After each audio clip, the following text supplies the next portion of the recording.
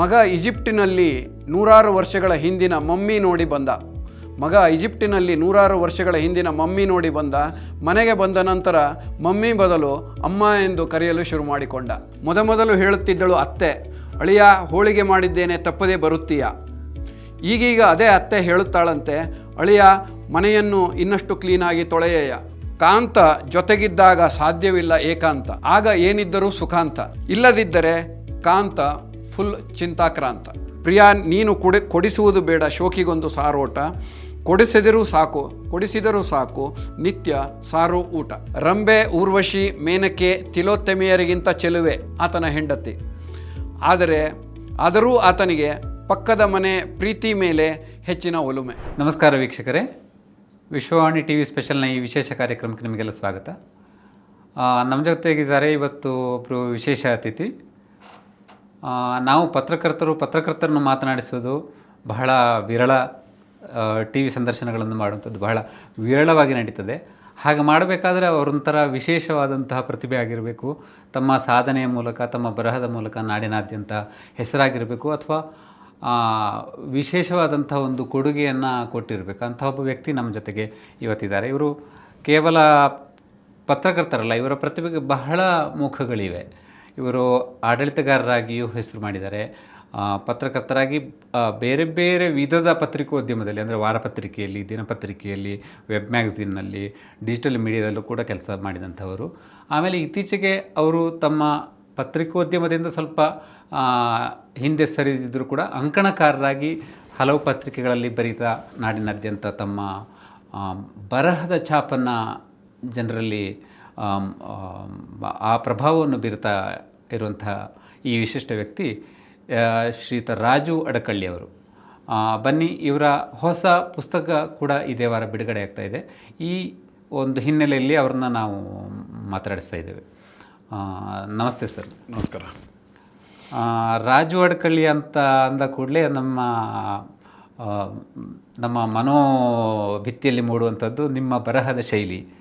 ಆಮೇಲೆ ನೀವು ಬೇರೆ ಬೇರೆ ಪತ್ರಿಕೆಗಳಲ್ಲಿ, ಮೀಡಿಯಾದಲ್ಲಿ ಸಲ್ಲಿಸಿದಂತಹ ಸೇವೆ, ನೀವು ಪ್ರತಿ ವಾರ ಪರಿಚಯ ಮಾಡಿಕೊಡುವಂತಹ ಹೊಸ ಹೊಸ ವ್ಯಕ್ತಿಗಳು, ಅವರ ಸಾಧನೆಗಳು, ಇದೆಲ್ಲವೂ ನಮ್ಮ ಮುಂದೆ ಅನಾವರಣಗೊಳ್ತಾ ಹೋಗ್ತದೆ. ಲೋಕಧ್ವನಿ ಪತ್ರಿಕೆಯಲ್ಲಿ ನೀವು ಬಹಳ ವರ್ಷಗಳಿಂದ ವ್ಯಕ್ತಿ ಚಿತ್ರಗಳನ್ನು ಬರಿತಾ ಇದ್ದೀರಿ.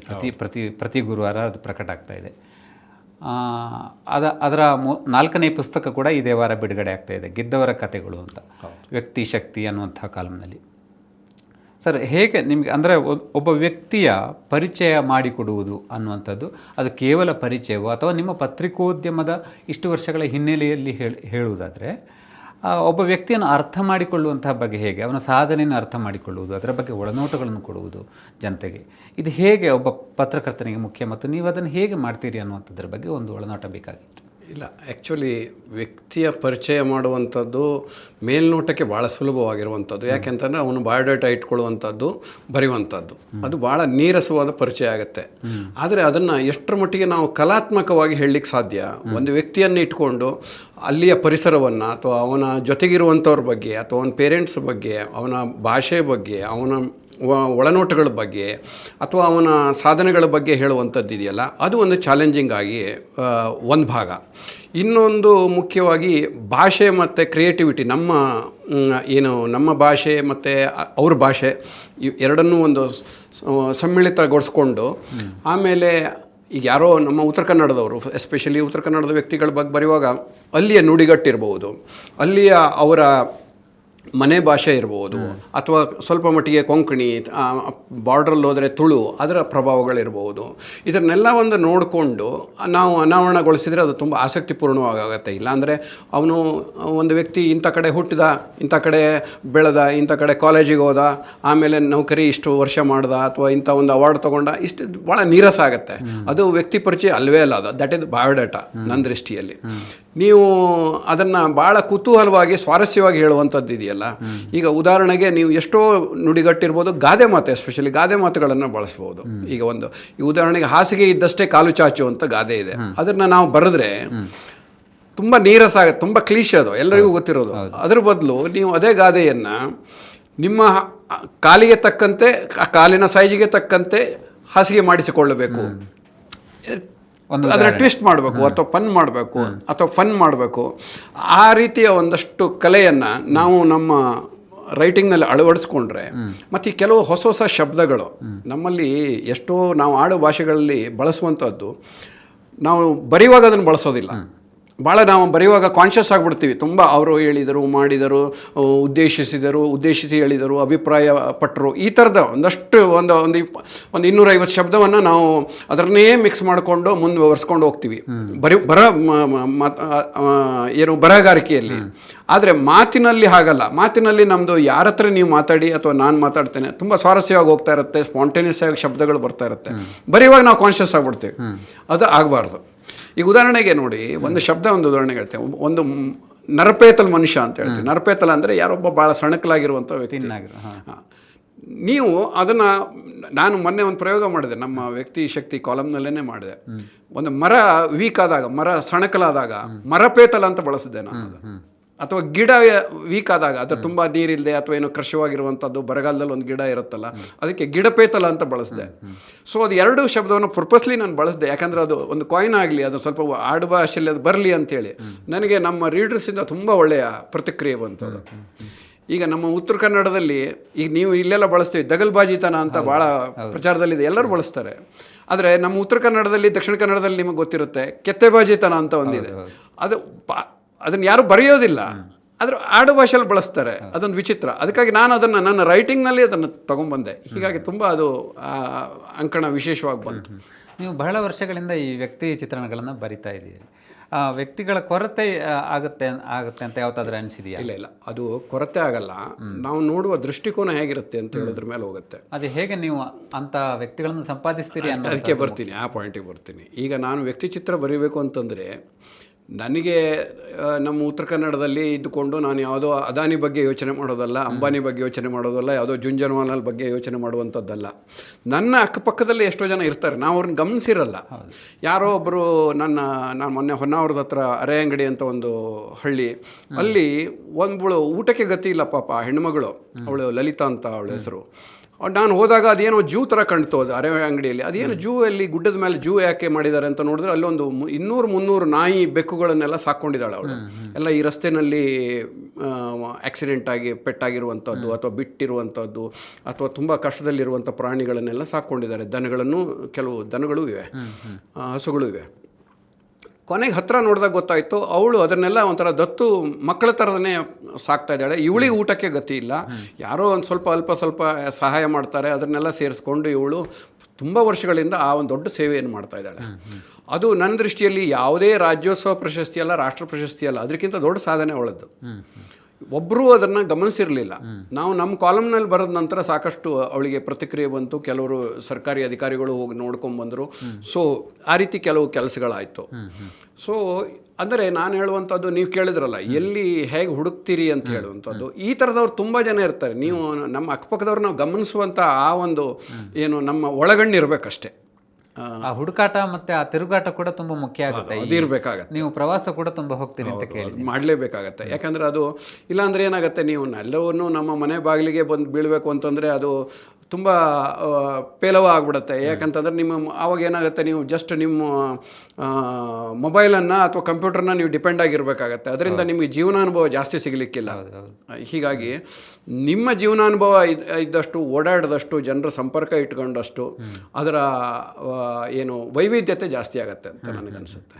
ಅಂದರೆ ನೀವು ಸ್ಥಳೀಯವಾಗಿ ತಿರುಗಾಟ ಮಾಡಿದಷ್ಟು ಅದರ ಜೊತೆಗೇ ವಿದೇಶ ಪ್ರವಾಸಗಳನ್ನು ಕೂಡ ನೀವು ತುಂಬ ಮಾಡಿದ್ದೀರಿ. ಸುಮಾರು 30ಕ್ಕೂ ಹೆಚ್ಚು ವಿದೇಶಗಳನ್ನು ತಿರುಗಾಡಿದ್ದೀರಿ. ಆ ವಿಷಯದಲ್ಲಿ ನೀವು ವಿಶ್ವೇಶ್ವರ ಭಟ್ರಿಗೆ ಪೈಪೋಟಿ ಕೊಡುವ ಅಲ್ಲಿಯವರೆಗೂ ಕೂಡ ಇದ್ದೀರಿ. ನಿಮ್ಮ ಸ್ಫೂರ್ತಿವಂತರ ಕೃತಿಯಲ್ಲಿ ವಿಶ್ವೇಶ್ವರ ಭಟ್ರ ಬಗ್ಗೆನೇ ಆರಂಭದ ಒಂದು ಲೇಖನ ಇದೆ. ನಿಮ್ಮ ಬರಹದ ಶೈಲಿಯನ್ನು ಕೂಡ ಅವರು ಹಿನ್ನುಡಿಯಲ್ಲಿ ಶ್ಲಾಘಿಸಿದ್ದಾರೆ. ಈ ಸಂದರ್ಭ ಬಂದಿರೋದ್ರಿಂದ ನಿಮ್ಮ ಬರಹದ ಶೈಲಿಯ ಬಗ್ಗೆನೇ ಒಂದು ಉದಾಹರಣೆ ಕೊಟ್ಟು ಮುಂದುವರಿಸ್ಬೋದು ಅಂತ ಅನಿಸ್ತದೆ. ಖಂಡಿತ. ವೀಕ್ಷಕರೇ, ಹರಟೆ ಕಷಾಯ ಅನ್ನುವ ಈ ಕೃತಿ ಇದು ಇತ್ತೀಚೆಗೆ ಬಿಡುಗಡೆಯಾಗಿದೆ, ರಾಜು ಅಡ್ಕಳ್ಳಿ ಅವರದ್ದು. ಸ್ಫೂರ್ತಿವಂತರು ಇದು ವ್ಯಕ್ತಿ ಚಿತ್ರಗಳ ಇನ್ನೊಂದು ಕೃತಿ. ಇದು ಎಲ್ಲ ಸ್ಟೋರ್ಗಳಲ್ಲೂ ಸಿಗುತ್ತೆ, ಆನ್ಲೈನ್ ಸ್ಟೋರ್ಗಳಲ್ಲೂ ಸಿಗುತ್ತೆ. ಅಡಕಳ್ಳಿಯವರ ಗದ್ಯದ ಶೈಲಿಗೆ ಒಂದು ಉದಾಹರಣೆಯನ್ನು ಕೊಡ್ಬೋದಾದರೆ ಇಲ್ಲೊಂದು ಕೆಲವು ಉದಾಹರಣೆಗಳನ್ನು ಕೊಡ್ಬೋದು. ಒಂದು ಸಣ್ಣ ಪಾಯಿಂಟ್ ಅದು.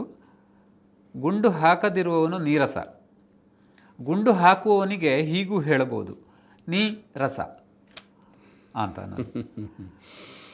ಆಮೇಲೆ ಇನ್ನೊಂದು, ಮೊಬೈಲ್ ರೀಚ್ ಆಗುವಂಥ ಊರಿನ ಹುಡುಗಿಯನ್ನೇ ನೀವು ಲವ್ ಮಾಡುವುದು ಒಳ್ಳೆಯದು, ಇಲ್ಲದಿದ್ದರೆ ನಿಮ್ಮ ಲವ್ವಿಗಾಗಿ ನೀವು ತುಂಬ ಶ್ರಮ ಪಡಬೇಕಾದೀತು ಅಂತ. ಹೀಗೆ ಕೆಲವು ಕೋಟ್ಗಳು, ವಕ್ರತುಂಡೋಕ್ತಿ ಥರದ ಹೇಳಿಕೆಗಳು ಇವೆಲ್ಲ ಈ ಕೃತಿಯಲ್ಲಿವೆ.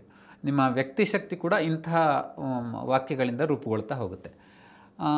ನನಗೆ ನೀವು ಹೇಳಬೇಕು, ಯಾಕಂದರೆ ಈ ವಿಷಯದಲ್ಲಿ ಹೊಸ ಬರಹಗಾರರು ತುಂಬ ಕಲಿಯೋದಕ್ಕೆ ಇದೆ ಅಂತ ನನಗನ್ನಿಸುತ್ತೆ. ಯಾಕಂದರೆ ಪತ್ರಿಕೋದ್ಯಮ ಅಂದರೆ ಬರಹಗಾರಿಕೆ, ಆದರೆ ಇತ್ತೀಚಿನ ದಿನಗಳಲ್ಲಿ ಬರಹಕ್ಕಿಂತಲೂ ನಿಮ್ಮ ಮಾತು ಅಥವಾ ನಿಮ್ಮ ಸ್ಕ್ರೀನ್ ಪ್ರೆಸೆನ್ಸ್ ಹೆಚ್ಚು ಮುಖ್ಯ ಅನ್ನುವಂತಹ ಪರಿಸ್ಥಿತಿಗೆ ನಾವು ಇತ್ತೀಚೆಗೆ ಬಂದ ಹಾಗಿದೆ.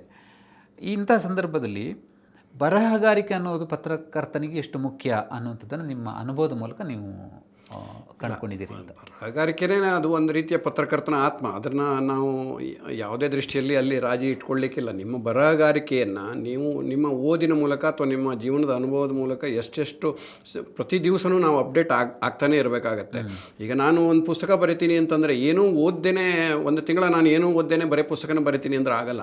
ನಾನು ಅಪ್ಡೇಟ್ ಆಗಬೇಕಾಗತ್ತೆ. ಭಾಷೆಯನ್ನು ಇನ್ನೂ ಹೆಚ್ಚು ನಾನು ಕಲಿತೀನಿ ಅಥವಾ ಪ್ರಯೋಗ ಮಾಡ್ತೀನಿ ಅಂತ ಹೇಳೋ ಒಂದು ಆಸಕ್ತಿ ನನ್ನ ಹತ್ರ ಇಲ್ದಿದ್ರೆ ನಾನು ಒಂದು ರೀತಿಯ ಸ್ಟೇಲ್ ಆಗಿಬಿಡ್ತೀನಿ. ನನ್ನ ರೈಟಿಂಗ್ ನಿಮಗೆ ಈಗ ಒಂದು ಪುಸ್ತಕ ಬಂದಿದ್ದಕ್ಕಿಂತ ನೆಕ್ಸ್ಟು ಒಂದು ಪುಸ್ತಕ ಬಂದರೆ ಅದು ಭಿನ್ನವಾಗಿ ಕಾಣೋದೇ ಇಲ್ಲ ಆವಾಗ.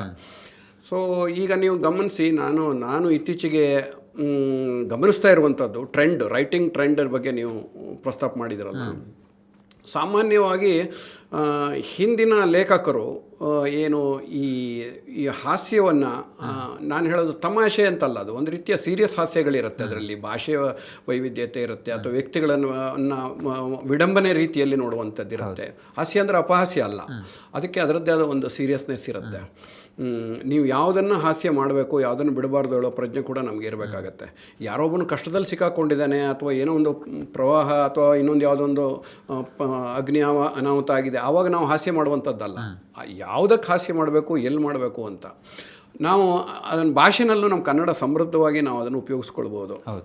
ಸೊ ಈ ಕಲೆಯನ್ನು ನಾವು ಈಗಿನ ರೈಟರ್ಸಲ್ಲಿ ನೋಡಿ, ನೀವು ಹಿಂದೆ ನೀವು YNK ಅವರಿದ್ದರು, BC ಅವರಿದ್ದರು, ಅರಮಿತ್ರ ಅವರಿದ್ದರು, especially Dasharathi Dixit ಇದ್ದರು. ಅವರ ಈ ದುಂಡಿರಾಜ ಇದ್ದಾರೆ ಬಿಡಿ, ಪ್ರಶ್ನೆ. ಲಂಕೇಶ್ವರ ಬೆಳಗೆರೆ ಕೂಡ ಹೌದು, ಅಲ್ಲಿಗೂ ಬರ್ತಾ ಅಲ್ಲ. ನಮ್ಮ ವಿಶ್ವೇಶ್ವರ ಭಟ್ರ ಇದಾರಲ್ಲ, ವಿಶ್ವೇಶ್ವರ ಭಟ್ರ ನೀವು ಪುಸ್ತಕಗಳಲ್ಲಿ ನೀವು ಪುಸ್ತಕಗಳನ್ನು ಮೆಲುಕು ಹಾಕಿದರೆ ಅವ್ರದ್ದು ಒಂದು 100 ಪುಸ್ತಕ ಈಗ ಆಲ್ರೆಡಿ ಬಂದಿದೆ. 100 ಪುಸ್ತಕದಲ್ಲಿ ಅವರು ಕೊಟ್ಟಂಥ ಹೊಸ ಶಬ್ದಗಳು ಅಥವಾ ಹೊಸ ಆ ಒಂದು ಹಾಸ್ಯಮಯವಾದಂಥ ಒಂದು ಧಾಟಿ, ಒಂದು ಲಘು ಬರಹ ಅಂತ ಹೇಳ್ಬೋದು. ಅಥವಾ ಬರಹದಲ್ಲಿ ಸೀರಿಯಸ್ ಬರಹ ಇದ್ದರೂ ಕೂಡ ಅದರೊಳಗೆ ಲಘು ಧಾಟಿ ಅಂತಿರುತ್ತೆ. ಅದನ್ನು ಅವರು ಒಂದು ಕೊಟ್ಟಿರುವಂಥದ್ದು ಅದು ಕಡಿಮೆ ಏನಲ್ಲ.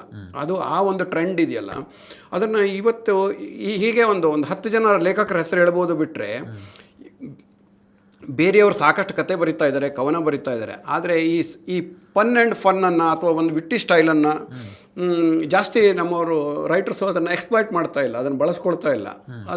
ಅದನ್ನು ನಾನು ಸ್ವಲ್ಪ ಪ್ರಯೋಗ ಜಾಸ್ತಿ ಮಾಡ್ತಾ ಇದ್ದೇನೆ. ಈಗ ನಂದು ಹರಟೆ ಕಷಾಯದ ನೀವು ಹೇಳಿದ್ರಿ, ಇದು ನನ್ನ ಸ್ವಪ್ನ ಬುಕ್ ಹೌಸ್ನವರು ಪಬ್ಲಿಷ್ ಮಾಡಿದ ಮೇಲೆ ಇದಕ್ಕೆ ಒಳ್ಳೆ ಪ್ರತಿಕ್ರಿಯೆ ಬಂದು ಈ ಥರದ್ದು ಈಗ ನನಗೆ ಅಂದರೆ ಸ್ವಲ್ಪ ಬೇರೆ ಧಾಟಿನಲ್ಲಿ ಬರಿತೀನಿ. ಬಟ್ ಆ ಓಟ ಇದೆಯಲ್ಲ ಅಥವಾ ಒಂದು ಆ ವಿಡಂಬನೆ ಶೈಲಿಯ ಇಟ್ಕೊಂಡು ಈ ರೀತಿ ಇನ್ನೊಂದು 2-3 ಪುಸ್ತಕಗಳು ಈಗ ನನಗೆ ಮಾಡಿಕೊಡಿ ಅಂತ ಕೆಲವು ಪ್ರಕಾಶನದವ್ರು ಕೇಳಿದ್ದಾರೆ. ಹೀಗಾಗಿ ನಾನೀಗ ಹಾಯ್ ಬೆಂಗಳೂರಿನಲ್ಲಿ ನೆಲಗುಮ್ಮ ಅಂತ ಒಂದು ಕಾಲಮ್ ಸ್ಟಾರ್ಟ್ ಮಾಡಿದೆ. ಅದು ಕೂಡ ಆ ನೆಲಗುಮ್ಮ ಕಾಲಮ್ ಕೂಡ ಕಂಪ್ಲೀಟ್ ಒಂದು ರೀತಿಯ ಹಾಸ್ಯಮಯವಾಗಿ ಸೀರಿಯಸ್ ವಿಚಾರಗಳನ್ನು ನಾವು ಪ್ರೆಸೆಂಟ್ ಮಾಡುವಂಥದ್ದು. ಈಗ ನೀವು ತುಂಬ ಗಂಭೀರವಾಗಿಯೇ ಬರಿತಾ ಹೋದರೆ ಓದುಗರಿಗೆ ಕೆಲವರು ಅಷ್ಟು ಇಷ್ಟ ಆಗದೆ ಇರ್ಬೋದು. ಅದನ್ನು ನೀವು ಬೇರೆ ರೀತಿಯಲ್ಲೂ ಪ್ರೆಸೆಂಟ್ ಮಾಡ್ಬೋದು. ನಿಮ್ಮ ಕಚಗುಳಿಗಳ ಕೆಲವು ಉದಾಹರಣೆಗಳನ್ನು ನಮಗೆ ನೀವು ತೋರಿಸ್ಬೋದು ಇವಾಗ. ಯಾವುದು ನಂದ? ಓಕೆ ನನಗೆ ಮೊನ್ನೆ ನಾನು ಈಜಿಪ್ಟಿಗೆ ಹೋದಾಗ ಭಾಳ ನನಗೆ ಫೀಲ್ ಆಯಿತು. ಅದನ್ನು ನೋಡಿಕೊಂಡು ನಾನು ಊರಿಗೆ ಬಂದ ಮೇಲೆ ಒಂದು ಬರೆದೆ. ಈಜಿಪ್ಟಲ್ಲಿ ಮಮ್ಮಿಗಳನ್ನು ಇಡ್ತಾರಲ್ಲ, ಡೆಡ್ ಬಾಡಿಗಳನ್ನು ಸಾವಿರಾರು ವರ್ಷಗಳಿಂದ ಅಲ್ಲಿ ಇಡ್ತಾರಲ್ಲ ಮ್ಯೂಸಿಯಂನಲ್ಲಿ, ಅದನ್ನು ನೋಡಿಕೊಂಡು ಬರೆದೆ. ಮಗ ಈಜಿಪ್ಟಿನಲ್ಲಿ 100 ವರ್ಷಗಳ ಹಿಂದಿನ ಮಮ್ಮಿ ನೋಡಿ ಬಂದ, ಮಗ ಈಜಿಪ್ಟಿನಲ್ಲಿ 100 ವರ್ಷಗಳ ಹಿಂದಿನ ಮಮ್ಮಿ ನೋಡಿ ಬಂದ. ಮನೆಗೆ ಬಂದ ನಂತರ ಮಮ್ಮಿ ಬದಲು ಅಮ್ಮ ಎಂದು ಕರೆಯಲು ಶುರು ಮಾಡಿಕೊಂಡ. ಮನೆಗೆ ಬಂದ ನಂತರ ಮಮ್ಮಿ ಎನ್ನುವ ಬದಲು ಅಮ್ಮ ಎಂದು ಕರೆಯಲು ಶುರು ಮಾಡಿಕೊಂಡ. ಅಂದರೆ ನೀವು ನಾನು ಅದನ್ನು ಬಿಡಿಸಿ ಹೇಳಬಾರ್ದು ಆ್ಯಕ್ಚುಲಿ, ಅದು ಎಷ್ಟು ಮೀನಿಂಗ್ಫುಲ್ ಬರುತ್ತೆ ನೋಡಿ.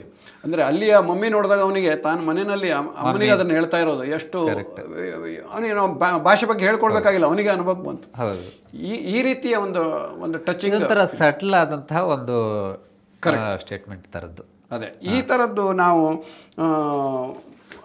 ಸೀರಿಯಸ್ ವಿಚಾರಗಳನ್ನು ಸ್ವಲ್ಪ ಒಂದು ರೀತಿಯ ಈ ಲಘು ಧಾಟಿನಲ್ಲಿ ಹೇಳ್ಬೋದು. ನಮ್ಮಲ್ಲಿ ಮೊದಲು ಹೇಳ್ತಿದ್ದಲ್ಲ, ಅಳಿಯನಿಗೆ ಹೋಳಿಗೆ ಮಾಡಿ ಬಳಸೋದು ಅಂತ. ಉದಾಹರಣೆಗೆ ಹೇಳ್ತೀನಿ, ಮೊದಲು ಹೇಳುತ್ತಿದ್ದಳು ಅತ್ತೆ, ಅಳಿಯ ಹೋಳಿಗೆ ಮಾಡಿದ್ದೇನೆ ತಪ್ಪದೇ ಬರುತ್ತೀಯ. ಈಗೀಗ ಅದೇ ಅತ್ತೆ ಹೇಳುತ್ತಾಳಂತೆ, ಅಳಿಯ ಮನೆಯನ್ನು ಇನ್ನಷ್ಟು ಕ್ಲೀನಾಗಿ ತೊಳೆಯ. ಅಂದರೆ ಮದುವೆ ಆಮೇಲೆ 1 ವರ್ಷ ಆದ ನಂತರ 2 ವರ್ಷ ಆದ ನಂತರ ಅವ್ರ ಮನೆಯಲ್ಲಿ ಅತ್ತೆ ಮನೆಯಲ್ಲಿ ಅಳಿಯ ಸೊಸರಾಗ್ಬಿಡ್ತಾನೆ, ಒಂದು ರೀತಿ ಹಗುರ ಆಗ್ತಾನೆ ಅಂತೇಳು ಒಂದು ಇದು ಅಳಿಯ ಮನೆ ತೊಳಿ ಅನ್ನೋ ಗಾದೆಗೆ ಒಂಥರ ಟ್ವಿಸ್ಟ್ ಇರುತ್ತೆ. ಹೌದು. ಆಮೇಲೆ ಇನ್ನೊಂದು, ಕಾಂತ ಜೊತೆಗಿದ್ದಾಗ ಸಾಧ್ಯವಿಲ್ಲ ಏಕಾಂತ. ಕಾಂತ ಜೊತೆಗಿದ್ದಾಗ ಸಾಧ್ಯವಿಲ್ಲ ಏಕಾಂತ, ಆಗ ಏನಿದ್ದರೂ ಸುಖಾಂತ. ಇಲ್ಲದಿದ್ದರೆ ಕಾಂತ ಫುಲ್ ಚಿಂತಾಕ್ರಾಂತ. ಅಂದರೆ ಅದು ಒಂದು ರೀತಿಯ ಈ ಗಂಡ ಹೆಂಡತಿಯ ಅಥವಾ ಒಂದು ಯುವ ಜೋಡಿಯ ಒಂದು ಕಲ್ಪನೆ ಇಟ್ಕೊಂಡು ಬರೆದಿರುವಂಥದ್ದು ಅಂತ. ಒಂಥರ ಒಂದು ಸುಖವಾದ ಒಂದು ಮುಗುಳ್ನಗೆಯನ್ನು ಮೂಡಿಸುವಂತಹ ಬರಹಗಳು ಅಂತ. ಇನ್ನೊಂದು, ನಾನು ನಮ್ಮ ವೈಫ್ ಜೊತೆಗೆ ಜಪಾನಿಗೆ ಹೋದಾಗ ಅನುಭವ ಬಂದಿದ್ದು. ಅವಳು ಅಲ್ಲಿ ಒಂದು ಸಾರೋಟದಲ್ಲಿ ಅಲ್ಲಿ ಲೋಕಲ್ ಸೈಟ್ ಸೀಯಿಂಗ್ ಮಾಡ್ತಾರೆ. ಒಂದು ಬಿದಿರಿನ ಪಾರ್ಕ್ ಇದೆ ಅಲ್ಲಿ, ಬಾಂಬು ಪಾರ್ಕ್ ಅಂತ. ಅಲ್ಲಿ ಕುದುರೆ ಗಾಡಿನಲ್ಲಿ ಕರ್ಕೊಂಡು ಹೋಗ್ತಾರೆ. ಆವಾಗ ನನಗೆ ಅನಿಸಿದ್ದು, ಪ್ರಿಯಾ ನೀನು ಕೊಡಿಸುವುದು ಬೇಡ ಶೋಕಿಗೊಂದು ಸಾರೋಟ. ಹೆಂಡತಿ ಹೇಳ್ತಾಳೆ ಗಂಡನಿಗೆ, ಪ್ರಿಯಾ ನೀನು ಕೊಡಿಸುವುದು ಬೇಡ ಶೋಕಿಗೊಂದು ಸಾರೋಟ, ಕೊಡಿಸಿದರೂ ಸಾಕು ನಿತ್ಯ ಸಾರು ಊಟ. ಅಂದರೆ ಅಷ್ಟೇ. ಅದರ ಈಗ ನಾವು ನಮ್ಮ ದುಂಡಿರಾಜು ಬರೆದಿದ್ರಲ್ಲ, ರಾವಣನ ಹೆಂಡತಿ ಮಂಡೋದರಿ ಕೊಂಡು ಓದಿರಿ, ಕನ್ನಡ ಪುಸ್ತಕ ಕೊಂಡು ಓದಿರಿ ಅಂತ ಹೇಳಿ. ಅಂದರೆ ಅದರಲ್ಲಿ ಬಹಳ ದೊಡ್ಡ ಏನು ಅರ್ಥನೇ ಇರಬೇಕು ಅಂತೇನಿಲ್ಲ. ಈ ಲಿಬರಿಕ್ಗಳು ಅಂತ ಇವೆ ಇಂಗ್ಲಿಷ್ ಆ ಥರದ್ದು. ಅಂದರೆ ತೀರಾ ಅಂದ್ರೆ ಅದರಲ್ಲಿ ಅರ್ಥವನ್ನು ಹುಡುಕೋದಲ್ಲ, ಅದ್ರಲ್ಲಿ ನಮ್ಗೆ ಆಗುವಂಥ ಒಂದು ಆನಂದವನ್ನು ಹುಡುಕಬೇಕು. ನಿಮ್ಮ ಲೈಫಲ್ಲಿ ಡೈಲಿ ಆಗುವಂಥ ಫೀಲಿಂಗನ್ನು ಒಂದು ಟ್ವಿಸ್ಟ್ ಕೊಟ್ಟು ಫನ್ ಕೊಟ್ಟು ಅದಕ್ಕೆ ಹೇಳುವಂಥದ್ದು. ಇನ್ನೊಂದು ಹೇಳ್ತೇನೆ, ರಂಬೆ ಊರ್ವಶಿ ಮೇನಕೆ ತಿಲೋತ್ತಮೆಯರಿಗಿಂತ ಚೆಲುವೆ ಆತನ ಹೆಂಡತಿ. ಆದರೂ ಆತನಿಗೆ ಪಕ್ಕದ ಮನೆ ಪ್ರೀತಿ ಮೇಲೆ ಹೆಚ್ಚಿನ ಒಲುಮೆ. ಆ ತಿಲೋತ್ತಮೆ ಮತ್ತು ಒಲುಮೆ ಹೇಳೋದನ್ನು ಮಾಡಿಕೊಂಡು ಮಾಡುವಂಥದ್ದು. ಆ್ಯಕ್ಚುಲಿ ತಿಲೋತ್ತಮೆ ಅಂದರೆ ಅದೊಂದು ಕತೆ ಇದೆ. ಏನಂದ್ರೆ ತಿಲೋತ್ತಮೆ ಅಂದರೆ ಎಲ್ಲ ಸುಂದರಿಯರಿಂದ ಅಷ್ಟಿಷ್ಟು ತಿಲದಷ್ಟು ಉತ್ತಮ ಅಂಶಗಳನ್ನು ಸೇರಿಸ್ಕೊಂಡು ಮಾಡಿದ್ದು ಅಂತ. ಹೌದು. ಅದು ಆ ಕಲ್ಪನೆ ಬಂದ್ಬಿಡುತ್ತೆ ನಿಮಗೆ. ಅದೇ ಹಾಗೇನೆ. ಹೀಗೆ ತುಂಬ ಹೇಳ್ಬೋದು. ಅದು ಇನ್ನೊಂದು, ಈ ನಮ್ಮಲ್ಲಿ ಹೆಣ್ಮಕ್ಳ ಬಗ್ಗೆ ಅವರಿಗೆ ಸ್ವಲ್ಪ ಕಿರಿಕಿರಿ ಆಗುವಂಥದ್ದು ಒಂದು, ಮೊದಲನೆಯವಳು ಅಂಜನ, ಎರಡನೆಯವಳು ಸಂಜನ, ಮೂರನೆಯವಳು ಸುಮನ, ನಾಲ್ಕನೆಯವಳು ಸುನಯನ, 5ನೇ ಪ್ರಾಡಕ್ಟು ಗಂಡಾದರೆ ಆಗ ರೋಮಾಂಚನ. ಅಂದರೆ ಒಂದು 5 ಜನ ಹೆಣ್ಮಕ್ಳಾದಮೇಲೆ ಒಬ್ಬ ಗಂಡು ಮಗ ಹುಟ್ಟಿದ್ರೆ ಒಂದು ರೋಮಾಂಚನ ಅಂತೇಳಿ. ಅದು ಲೈಫಲ್ಲಿ ಇರುವಂಥದ್ದು ಫ್ಯಾಕ್ಟ್. ಅದನ್ನು ನಾವೇನು ಅದರಲ್ಲಿ ಏನೋ ಪುರುಷ ಪ್ರಧಾನ ವ್ಯವಸ್ಥೆ ಅಂತ ನಾವೇನು ಅದನ್ನು ಇದು ಮಾಡಬೇಕಾದ ಅವಶ್ಯಕತೆ ಇಲ್ಲ. ಅಷ್ಟು ಅದನ್ನು ಸೀರಿಯಸ್ ಆಗಿ ಎಳಿಬಾರ್ದು. ಇನ್ನೊಂದು, ತಲೆ ಇದ್ದವರಿಗೆ ಮಾತ್ರ ತಲೆನೋವು ಬರುವುದು ಸಾಧ್ಯ. ತಲೆ ಇದ್ದವರಿಗೆ ಮಾತ್ರ ತಲೆನೋವು ಬರೋ ಸಾಧ್ಯ, ಹೆಂಡತಿ ಇದ್ದವರಿಗೂ ಅದು ಸಾಧ್ಯ. Correct sir. ಇವಾಗ ಇದು ನಿಮ್ಮ ಗದ್ಯದ ಶೈಲಿ, ನಿಮ್ಮ ಗದ್ಯದ ಶಕ್ತಿ ಆಯಿತು. ಈಗ ನಾನು ಇನ್ನೊಂದು ಕೇಳಬೇಕಾಗಿರೋದೇನೆಂದರೆ, ನೀವು ಹಲವು ವಿಧದ ಪತ್ರಿಕೋದ್ಯಮದಲ್ಲಿ ವರ್ಕ್ ಮಾಡಿದವರು. ಅಂದರೆ ನೀವು ದಿನಪತ್ರಿಕೆಯಲ್ಲಿದ್ದಿರಿ, ನೀವು ವಾರಪತ್ರಿಕೆಯಲ್ಲಿ ವರ್ಕ್ ಮಾಡಿದ್ದೀರಿ, ಆಮೇಲೆ ವೆಬ್ ಮ್ಯಾಗಝಿನ್ನಲ್ಲೂ ಮಾಡಿದ್ದೀರಿ, ಡಿಜಿಟಲ್ ಮೀಡಿಯಾನೂ ನಿಮಗೆ ಗೊತ್ತಿದೆ, ಅಂಕಣಗಾರಿಕೆಯೂ ಗೊತ್ತಿದೆ. ಸೊ ಆಮೇಲೆ ಕನ್ನಡ ಪತ್ರಿಕೋದ್ಯಮದಲ್ಲಿ ಮಾಡಿದ್ದೀರಿ, ಇಂಗ್ಲೀಷ್ ಪತ್ರಿಕೋದ್ಯಮದಲ್ಲೂ ಮಾಡಿದ್ದೀರಿ. ನನಗೆ ಹೇಗೆ ಅವುಗಳ ಕೆಲಸದಲ್ಲಿ, ಅಂದರೆ ಕೆಲಸಗಾರಿಕೆಯಲ್ಲಿ ಹೇಗಿರುತ್ತೆ ಅದರ ವ್ಯತ್ಯಾಸ? ಯಾವುದು ನಿಮಗೆ ಸುಲಭ ಅನಿಸಿದೆ, ಯಾವುದು ಕಷ್ಟ ಅನಿಸಿದೆ, ಅಥವಾ ಯಾವುದು ಹೆಚ್ಚು ರೋಮಾಂಚನವನ್ನು ಕೊಡುವಂಥದ್ದು ಅಂತ ಅನಿಸಿದೆ? ಅದರ ಬಗ್ಗೆ ನೀವು ಸ್ವಲ್ಪ ಡೀಟೇಲ್ ಆಗಿ ಹೇಳ್ಬೋದು ಅಂತ ಅನಿಸುತ್ತೆ. ಇಲ್ಲ, ಅಲ್ಲಿ ಆ್ಯಕ್ಚುಲಿ ಏನಾಗುತ್ತೆ ಅಂದರೆ, ಉದಾಹರಣೆಗೆ ನಾನು ತರಂಗದಲ್ಲಿದ್ದಾಗ ನಂದು ಸೆಕ್ಷನ್ ಏನಾಗಿತ್ತು, ತರಂಗ ಮ್ಯಾಗಜಿನ್, ಸಂತೋಷ್ ಕುಮಾರ್ ಗುಲ್ವಾಡಿ ಅವರು ಎಡಿಟರ್ ಇದ್ದರು, ನಾನು ಚೀಫ್ ಸಬ್ ಎಡಿಟರ್ ಆಗಿದ್ದೆ. ಬರೀ ಲೇಖನಗಳನ್ನು, ಸೆಕ್ಷನ್ಗಳನ್ನು, ನಾನು ನುಡಿ ಚಿತ್ರಗಳನ್ನು ಹ್ಯಾಂಡ್ಲ್ ಮಾಡ್ತಾಯಿದ್ದೆ. ಆ ಸೆಕ್ಷನನ್ನು ನಾನು ನೋಡ್ಕೋತಿದ್ದೆ. ಬರೆಯೋದಿರಲಿ ಅಥವಾ ಬೇರೆ ಯಾರು ಕಳಿಸಿದ್ದಿದ್ರೆ ಅದನ್ನು ಎಡಿಟ್ ಮಾಡಿ ಹಾಕುವಂಥದ್ದಿರಲಿ, ಅದನ್ನು ಇಂಪ್ರೂವೈಸ್ ಮಾಡುವಂಥದ್ದಿರಲಿ ಮಾಡ್ತಿದ್ದೆ. ಆಮೇಲೆ ಇಡೀ ಒಟ್ಟು ಮ್ಯಾಗಜಿನ್ಗಳಲ್ಲಿ ಒಂದು ವಿಸಿಬಿಲಿಟಿಯನ್ನು ಇಂಪ್ರೂವ್ ಮಾಡೋಕ್ಕೆ ನನಗೆ ಅವರು ವಹಿಸಿದ್ರು. ಏನೇನೋ ಹೊಸ ಅಂಕಣಗಳನ್ನು ಇಂಟ್ರೊಡ್ಯೂಸ್ ಮಾಡೋದು, ಅಥವಾ ಏನೋ ಒಂದು ಸಣ್ಣ ಪಂಚ್ ಲೈನ್ಗಳನ್ನು, ಅಥವಾ ಬಾಕ್ಸ್ ಐಟಮ್ಗಳನ್ನು, ಅಥವಾ ರಿಯಾಕ್ಷನ್ಗಳನ್ನು ಬೇರೆ ರೀತಿಯಲ್ಲಿ ಪ್ರೆಸೆಂಟ್ ಮಾಡುವಂಥದ್ದು, ಓದುಗರ ರಿಯಾಕ್ಷನ್, ಈ ಥರ ಒಂದಷ್ಟು ಹೊಸ ಪ್ರಯೋಗಗಳನ್ನೆಲ್ಲ ಮಾಡ್ತಾಯಿದ್ವಿ. ಆಮೇಲೆ ನಾನು ಇಲ್ಲಿ ಪ್ರಜಾವಾಣಿಗೆ ಸೇರಿದ ನಂತರ ಬೆಂಗಳೂರಿನಲ್ಲಿ ಪೊಲಿಟಿಕಲ್ ಸೆಕ್ಷನಲ್ಲಿ ರಿಪೋರ್ಟರ್ ಆಗಿದ್ದೆ. ಅದು ಇನ್ನೊಂದು ರೀತಿಯ ಏನು ಚಾಲೆಂಜಿಂಗ್ ಕೆಲಸಗಳು. ಅಲ್ಲಿ ತೀರಾ ಈ ಭಾವುಕತೆ ಅಥವಾ ಈ ಭಾಷೆ ಬಗ್ಗೆ ಎಲ್ಲ ತುಂಬ ತಲೆ ಕೆಡಿಸ್ಕೊಳ್ಬೇಕಾಗಿಲ್ಲ. ಅದಕ್ಕೊಂದು ಒಂದು ವರದಿಗಾರಿಕೆ, ಒಂದು ಶಿಸ್ತಿಗೆ ಒಳಪಟ್ಟು, ಅದರ ಚಾಲೆಂಜಿಗೆ ಒಳಪಟ್ಟು, ಅದರ ಏನು ಆ ಸೂತ್ರ ಒಂದಿರುತ್ತೆ, ಆ ಸೂತ್ರದಲ್ಲೇ ನೀವು ಕೆಲಸ ಮಾಡ್ಕೊಂಡು ಹೋದ್ರೆ ಆಯಿತು. ಸೊ ತದನಂತರದಲ್ಲಿ ನಾನು ಗುಲ್ಬರ್ಗಾ ಡಿಸ್ಟ್ರಿಕ್ಟ್ ಕರೆಸ್ಪಾಂಡೆಂಟ್ ಆಗಿ ಹೋದೆ. ಅಲ್ಲಿ ಡಿಸ್ಟ್ರಿಕ್ಟ್ ಕರೆಸ್ಪಾಂಡೆಂಟ್ ಆಗಿದ್ದಾಗ ನಮಗೆ ಆವಾಗ ತುಂಬ ಕಷ್ಟ ಆಗ್ತಿತ್ತು. ಅಂದರೆ ಎಷ್ಟು ಕೆಲಸ ಮಾಡೋ ಪ್ರಾಕ್ಟಿಕಲ್ ಕಷ್ಟ. ಅಂದರೆ ಅಲ್ಲಿ ನಮಗೆ ಪತ್ರಿಕೆ ಬರೋದೇ 10:30, 11 ಗಂಟೆಗೆ ಬರ್ತಿತ್ತು ಪ್ರಜಾವಾಣಿ. ಆಮೇಲೆ ನಮಗೇನಾಗ್ತಿತ್ತು, ಅಲ್ಲಿ ಒಂದು ಕಡೆಯಿಂದ ಒಂದು ಕಡೆ ಹೋಗೋದು ಈಗಿನಷ್ಟು ಸುಲಭ ಇರಲಿಲ್ಲ, ವ್ಯವಸ್ಥೆಗಳು ಇರ್ತಿರಲಿಲ್ಲ.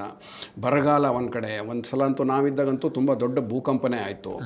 ಆಮೇಲೆ ತುಂಬ ಪಾಲಿಟಿಷಿಯನ್ಸು ಅಲ್ಲಿ ಇರೋದರಿಂದ ತುಂಬ ಪೊಲಿಟಿಕಲ್ ಪ್ರೆಷರ್ ಅಂದರೆ ಅವ್ರ ಅಸೈನ್ಮೆಂಟ್ನ ಹೇಳ್ತಾ ಇರೋದು.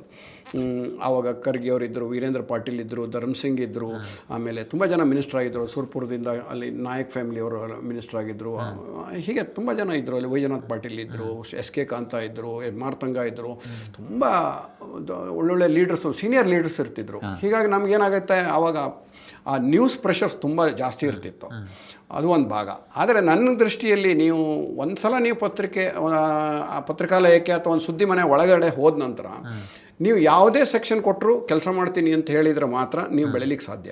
ಈಗ ಉದಾಹರಣೆ, ನನಗೆ ಟ್ರಾನ್ಸ್ಲೇಷನ್ ಬರಲ್ಲ, UNIPTA ಸುದ್ದಿಯನ್ನು ನಾನು ಕನ್ನಡಕ್ಕೆ ಮಾಡೋಕ್ಕೆ ಬರಲ್ಲ ನನಗೆ ಅಂತ ನಾನು ಹೇಳಬಾರ್ದು.